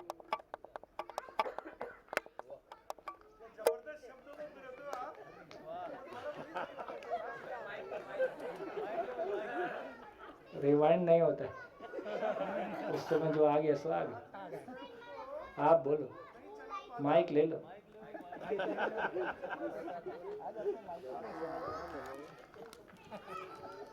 आप जितना तेज बोलते हो उतना तेज हम पकड़ नहीं पा रहे हैं। इसलिए वो है, वीडियो है, हाँ वो पकड़ लेता है। नहीं, मुझे लग रहा है आपका ये इतने शिविर करने के बाद ही मुझे इसको बार बार सुनना पड़ेगा, क्योंकि अभी इसको उतारना है जीवन में तो बहुत बार सुनना पड़ेगा। तो आपने कहा कि जब आदमी अपने पर जब खुद को नहीं चला पाता है, खुद को नहीं चला पाता है, तो दूसरों को चलाकर अपने को ना चलाने के गम को भरता है। हाँ,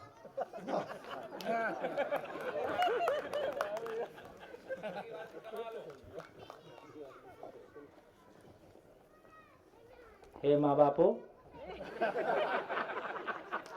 अपने बच्चों पे अत्याचार ना करो। बच्चे देख रहे हैं, बच्चे माँ बाप को देख रहे हैं। है नागराज जी ने दर्शन लिखा है, साहित्य नहीं लिखा है। ये सब साहित्य में आएगा। ये फैलाओ ना, भूत आ गया दूसरा।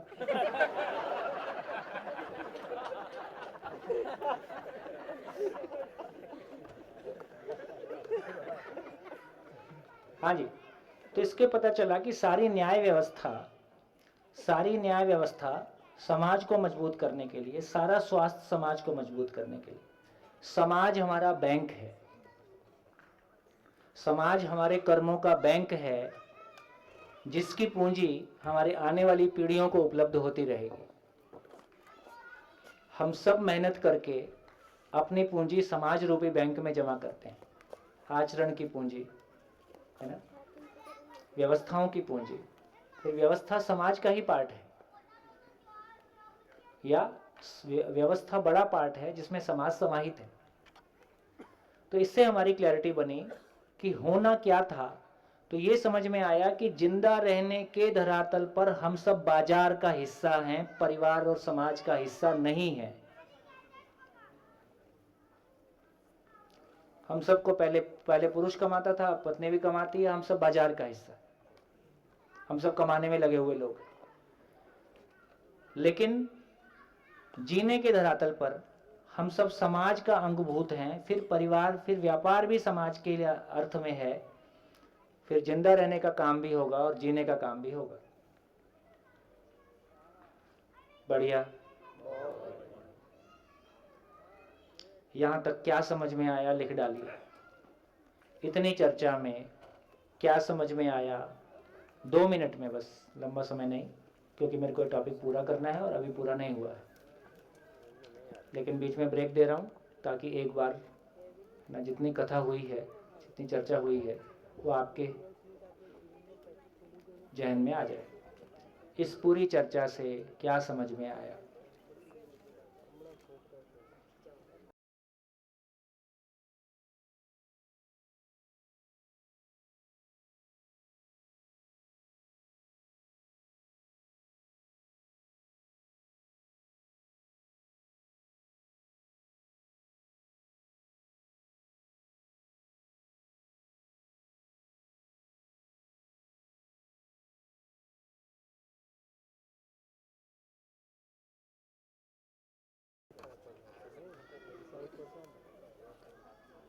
दस साल का कमिटमेंट चाहिए।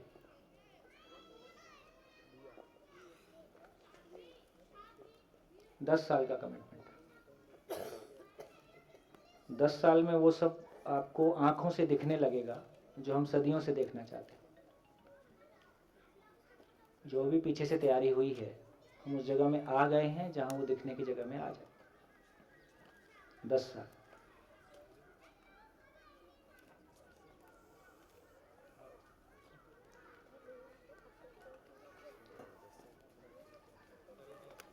हाँ जी, लिख लिया? एक शेयरिंग, 1 या 2 शेयरिंग बस। बोलिए क्या समझ में आया? हाँ जी, माइक दीजिए इनको। गुड। भैया इधर जो चीज़ समझ में आई है वो ये कि सारा सिस्टम जो सोसाइटी पे केंद्रित होना चाहिए वो इकोनॉमी पे केंद्रित हो गया है। इकोनॉमी सारी की सारी जो है वो गाइडेड बाय प्रॉफिट है। प्रॉफिट जो है वो मेरा फ़ायदा होना चाहिए, बाकी दुनिया का कोई फ़र्क नहीं पड़ता मुझे, इसलिए वो सब सेल्फ केंद्रित हो गया है। सेल्फ केंद्रित हो गया तो सोसाइटी बहुत पीछे छूट गई सेल्फ है। केंद्रित हो गया कि शरीर केंद्रित हो गया? मतलब वही सेल्फ, उसको मैं वो नहीं कहूँगा, शरीर केंद्रित। जिंदा रहने की पूरी प्रक्रिया को करने के लिए जो भी करना पड़े वो सब कर रहे हैं, और उस पूरे चक्कर के अंदर सोसाइटी से एलियनेशन हो रहा है। मैं सोसाइटी से कटता जा रहा हूँ, सोसाइटी मेरे से कटती जा रही है, और फिर वो गाना आ रहा है कि दुनिया ने मेरा किया क्या, दुनिया से हमने लिया क्या, दुनिया की परवाह करे क्यों। तो सोसाइटी का हम लोग पूरा परवाह करना ही छोड़ दिया, और उसकी लेकिन सोसाइटी का जो एक स्ट्रक्चर है, जो उसकी ज़रूरत तो है ही, वो इम्पैक्ट डाल रही है। जो आपने कल बताया था, टैक्स देना पड़ रहा है सोसाइटी का, जो अनपेड टैक्स या ऐसा कुछ आपने टर्म यूज़ किया था, तो वो सारा का सारा प्रॉफिट ओरिएंटेड पूरा सिस्टम चल रहा है। और उस पूरे हम चक्कर खुद के भी, अंदर हम माँ बाप भी खुद भी प्रॉफिट ओरिएंटेड ही हैं। एब्सोल्युटली उस पूरे प्रॉफिट में आदमी स्व केंद्रित होता चला जा रहा है, और स्व केंद्रित में बाकी सब पीछे छूटते चले जा रहे हैं, जिसमें सब और बढ़िया बढ़िया बढ़िया, गुड। हाँ जी, माइक। ये इंटरेस्टिंग, काफ़ी रुचिकर चर्चा थी। इसमें लगा कि व्यवस्था को चलाने वाले लोगों के कहने और करने में काफ़ी अंतर है, जो अलग अलग चीज़ों में हम देख रहे हैं। अब इसमें हम समाज में खुद को कहाँ देख रहे हैं, मैं समाज में खुद को कहाँ देख रहा हूँ, और मैं जो कर रहा हूँ उसे किसको मजबूत कर रहा हूँ, क्या मैं उससे संतुष्ट हूँ, और यह मेरे आज के स्वरूप को किस तरह से प्रभावित कर रहा है, वो शायद उस पूरे चक्र में समझने की ज़रूरत है। बढ़िया, बोलो। आपको ही बोल रहा हूँ, और क्या, पीछे आपके।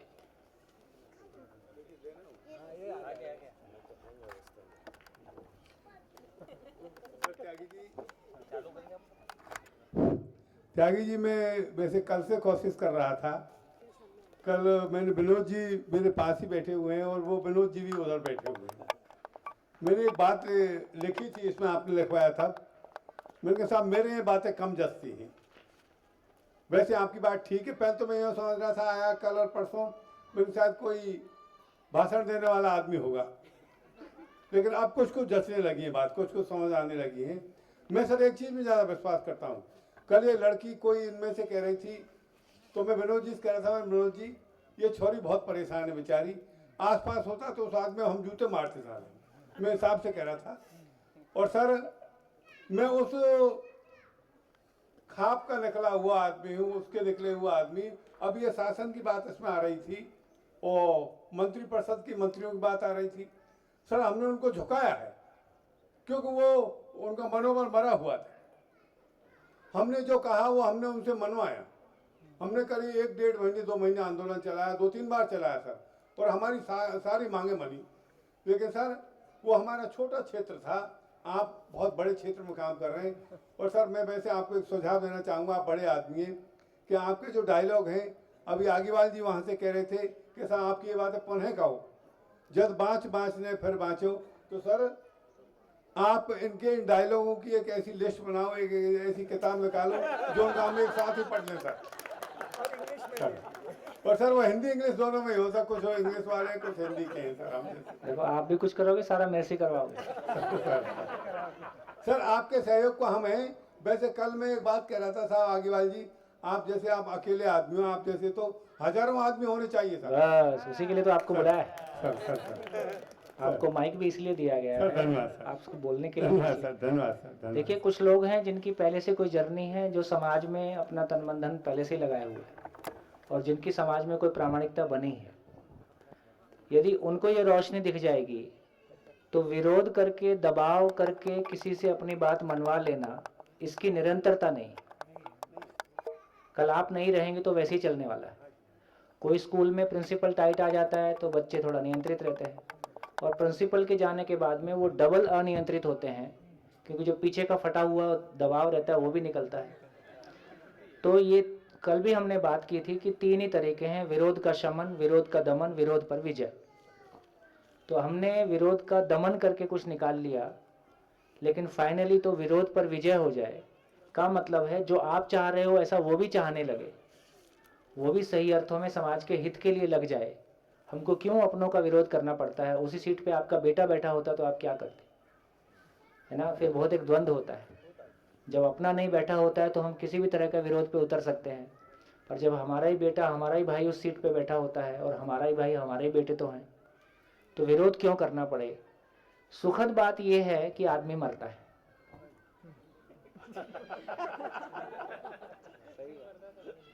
ये जितना भी नहीं समझने वाला लॉट है, ये अगले 20 साल में निपट जाएगा, तो आपको विरोध करना नहीं पड़ेगा। ये नया लॉट आने वाला है, वो सारे हमारे ही बच्चे हैं और ये किसी ना किसी विद्यालय में ही जाते हैं। तो कैसे हमारे परिवार विद्यालय हो जाएं और विद्यालय हमारे परिवार हो जाए, तो ये बात बन सकती है। तो इस रूप में मैं इस चर्चा को पूरी करता हूं। तो देखिए, पिछले 150-200 सालों में हमने विज्ञान शिक्षा को पाया और अभी सारा सम्मान विज्ञान शिक्षा का है। विज्ञान शिक्षा से 2 उपलब्धियां मिली। एक तो उसने तर्क का स्वागत किया, दूसरा उसने कम्युनिकेशन सिस्टम दिया, दूरसंचार माध्यम दिया। ये 2 बड़ी उपलब्धियां हैं जिसको हम साइंस के रूप में गिन सकते हैं। इन 2 बड़ी उपलब्धियों ने 2 बड़े आश्वासन दिए।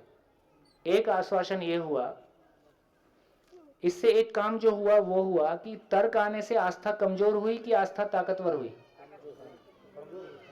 तर्क आने से आस्था कमजोर हुई। इसलिए विश्व में सभी धर्मों के धरातल खिसक रहे हैं, क्योंकि आस्था की कसौटी पे अभी ये चर्चा में आ रहा था कि अमेरिका में चर्च बिक रहे हैं क्योंकि कोई वहां जा नहीं रहा है, तो कोई उनको खरीद के फिर मान लो मंदिर बना रहे हैं। तो ठीक है, लेकिन कल वो दौर भी आएगा कि लोग हो सकता है मंदिर की तरफ भी ना जाए। ठीक है, क्योंकि जैसे जैसे तर्क बढ़ेगा, आने वाली पीढ़ियों में जैसे जैसे भोग बढ़ेगा, फिर मंदिर की जगह उसमें कहाँ रह जाएगी। तो इससे ये समझ में आता है कि जैसे जैसे तर्क बढ़ा है वैसे वैसे आस्था बढ़ी है, और जैसे जैसे तर्क बढ़ता है वैसे वैसे भय बढ़ता है कि घटता है। जैसे हमारे बच्चे, अब हमसे छोटे बच्चे भी भयभीत नहीं होते क्योंकि उसके पास तर्क आ गया। उसके पास छोटा बच्चे ने लौट के ये कह दिया, ये क्वेश्चन नहीं है, भाषण है। एक सेंटेंस में आपको ब्लास्ट कर दिया ना। मैं सभा से पूछता हूं, कितनी बार हमारी ये स्थिति अपने बच्चों के सामने बनती है कि बच्चों से बात करते समय हमको खुद को ये फील होता है कि बच्चे का तर्क हम पे भारी पड़ रहा है। कितनी बार ये स्थिति बनती है? देखिए कितनी बार, कितने लोगों के हाथ खड़े हैं। इसका मतलब है कि हमारा सॉफ्टवेयर आउटडेटेड है और बच्चे के तर्क के सामने वो छोटा पड़ जा रहा है, हम जवाब नहीं दे पा रहे हैं।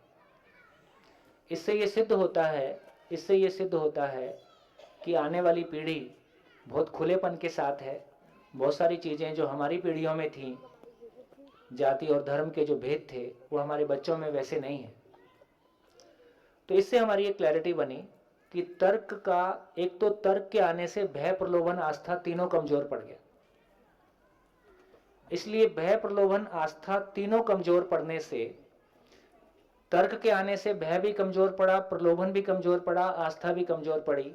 आप देखिए, ऐसे बच्चों की पर्याप्त संख्या है जो 30 की एज में इंडिया, फॉरेन, शादी, बच्चे, मकान, गाड़ी, सारा कोर्स पूरा करके बैठ गए हैं। अभी आयु 30 साल है। सहमत है सभा इस बात से? जो काम पहले 50 साल तक पूरा नहीं होता था वो 30 में पूरा हो गया है, और वो 30 में पूछ रहा है व्हाट नेक्स्ट, आगे क्या करना है। आगे का उत्तर हमारे पास नहीं है। इसलिए प्रतिभाशाली बच्चे नशे की तरफ इसलिए जाते हैं कि कुछ करने के लिए बचता नहीं है। इसलिए IIT मुंबई में नशा सबसे ज्यादा है, क्योंकि सबसे प्रतिभाशाली बच्चे IIT मुंबई जाते हैं। और जब वो इतनी मेहनत करके वहां पहुंचता है, वहां कुछ मिलता नहीं है चैलेंज, जिसको वो जिंदगी में चैलेंज के रूप में स्वीकार सके। वहां कोई ऐसा बड़ा काम मिलता नहीं है। जब जॉब में जाता है तो उसको लगता है कि क्या मतलब है ये सब, क्योंकि वो घर से भी पहले से भी ठीक ठाक है। कोई मैं पैसा नहीं कमाऊंगा तो बहन की शादी नहीं होगी, वो पुराने केस सब खत्म हो गए। ठीक, तो इस तरह की जो तमाम परिस्थितियां थी, वो तमाम परिस्थितियां बदली हैं, एक मैच्योरिटी आई है। ये सब आने के साथ साथ तो धीरे से पता चला ये पूरा सिस्टम ध्वस्त होने जा रहा है। ये ध्वस्त, इसको अब रोक नहीं पाएंगे हमारा।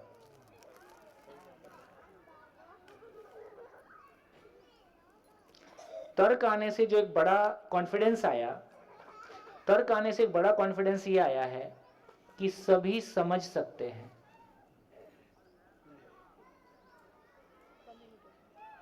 सभी समझ सकते हैं। आज 5 साल के बच्चे को आप बोल के देखो कि तुम नहीं समझोगे तो उसका एक्सप्रेशन कैसा होता है।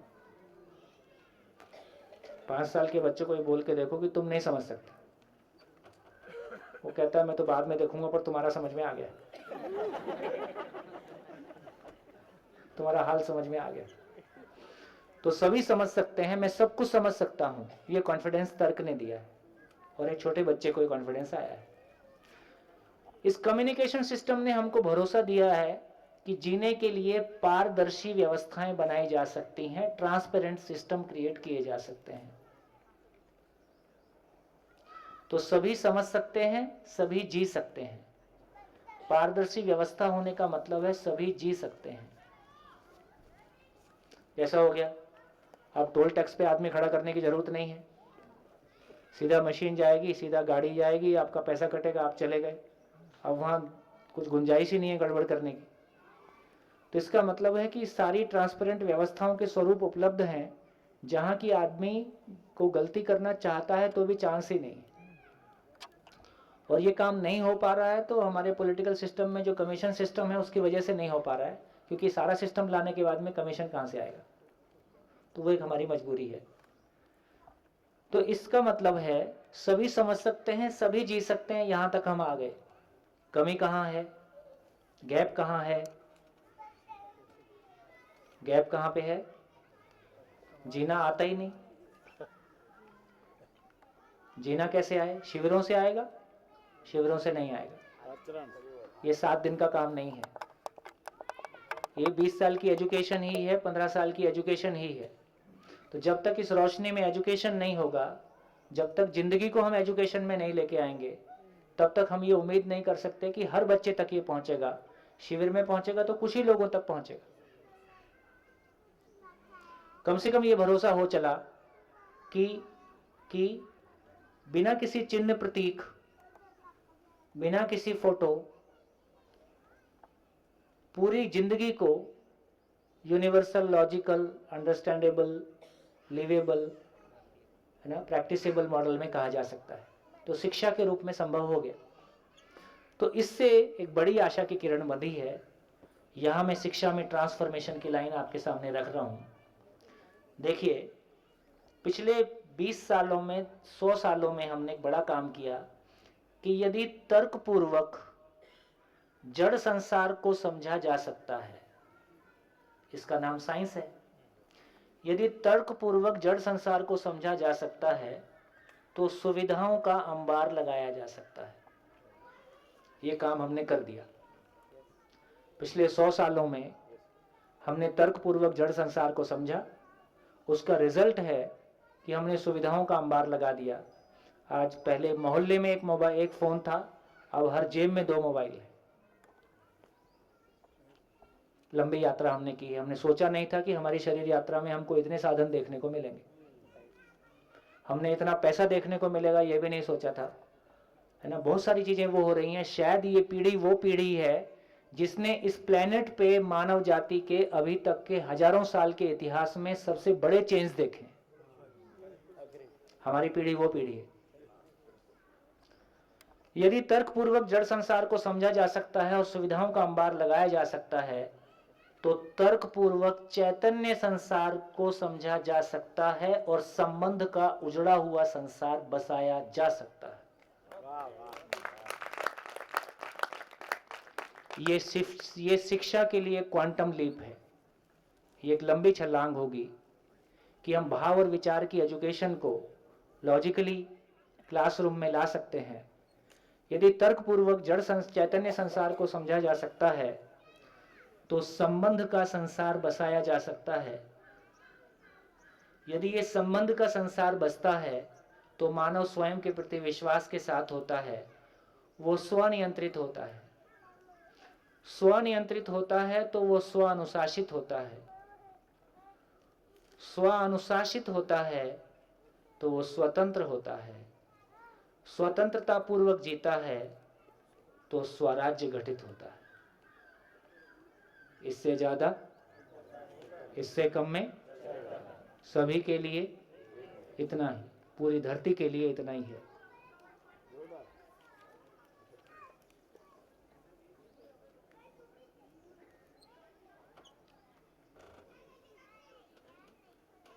स्वराज्य मतलब देखिए, स्वनियंत्रित होने का मतलब है, स्वनियंत्रित होने का मतलब क्लियर है? स्वनियंत्रित व्यक्ति स्वानुशासन पूर्वक जिएगा, ये ठीक है। इसका नाम स्वतंत्रता है। स्वतंत्रता की परिभाषा लिख लीजिए, स्वयं को वातावरण के दबाव से मुक्त कर लेना ही स्वतंत्रता है। स्वयं को वातावरण के दबाव से मुक्त कर लेना ही स्वतंत्रता है। लोग क्या कहेंगे, ये वातावरण का दबाव है। स्वयं को वातावरण के दबाव से मुक्त कर लेना ही स्वतंत्रता है।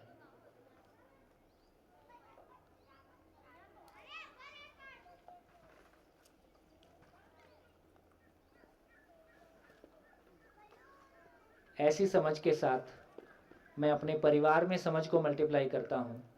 मेरा परिवार शिकायत मुक्त, अभाव मुक्त होता है, और जो जिसके पास है वह उसको बांटेगा ही।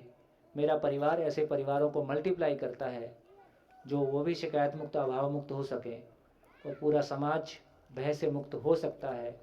ऐसा मानव प्रकृति के साथ संबंध में जिएगा तो प्रकृति में संतुलन पूर्वक हम आगे बढ़ सकते हैं।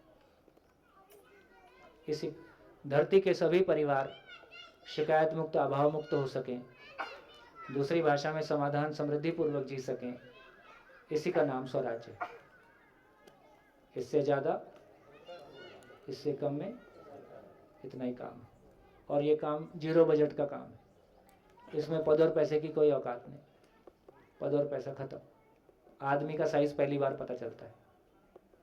पहली बार आदमी का साइज पता चल रहा है कि आदमी क्या कर सकता है, इस पूरी जिंदगी, पूरी के पूरे कैनवस को कैसे बदल सकता है, तो सब कुछ बदलेगा। संविधान, यदि संविधान मानव के लिए है कि मानव संविधान के लिए है? संविधान मानवता के लिए है, उसमें कोई कमी होगी तो वो भी बदलेगा। शिक्षा मानवता के लिए है कि मानवता शिक्षा के लिए है? मानवता देने के लिए शिक्षा में कोई कमी होगी तो वो भी बदलेगा। बाजार भी बदलेगा, सब बदलेगा। घर भी बदलेगा, घर का डिजाइन भी बदलेगा, व्यवसाय करने का तरीका भी बदलेगा।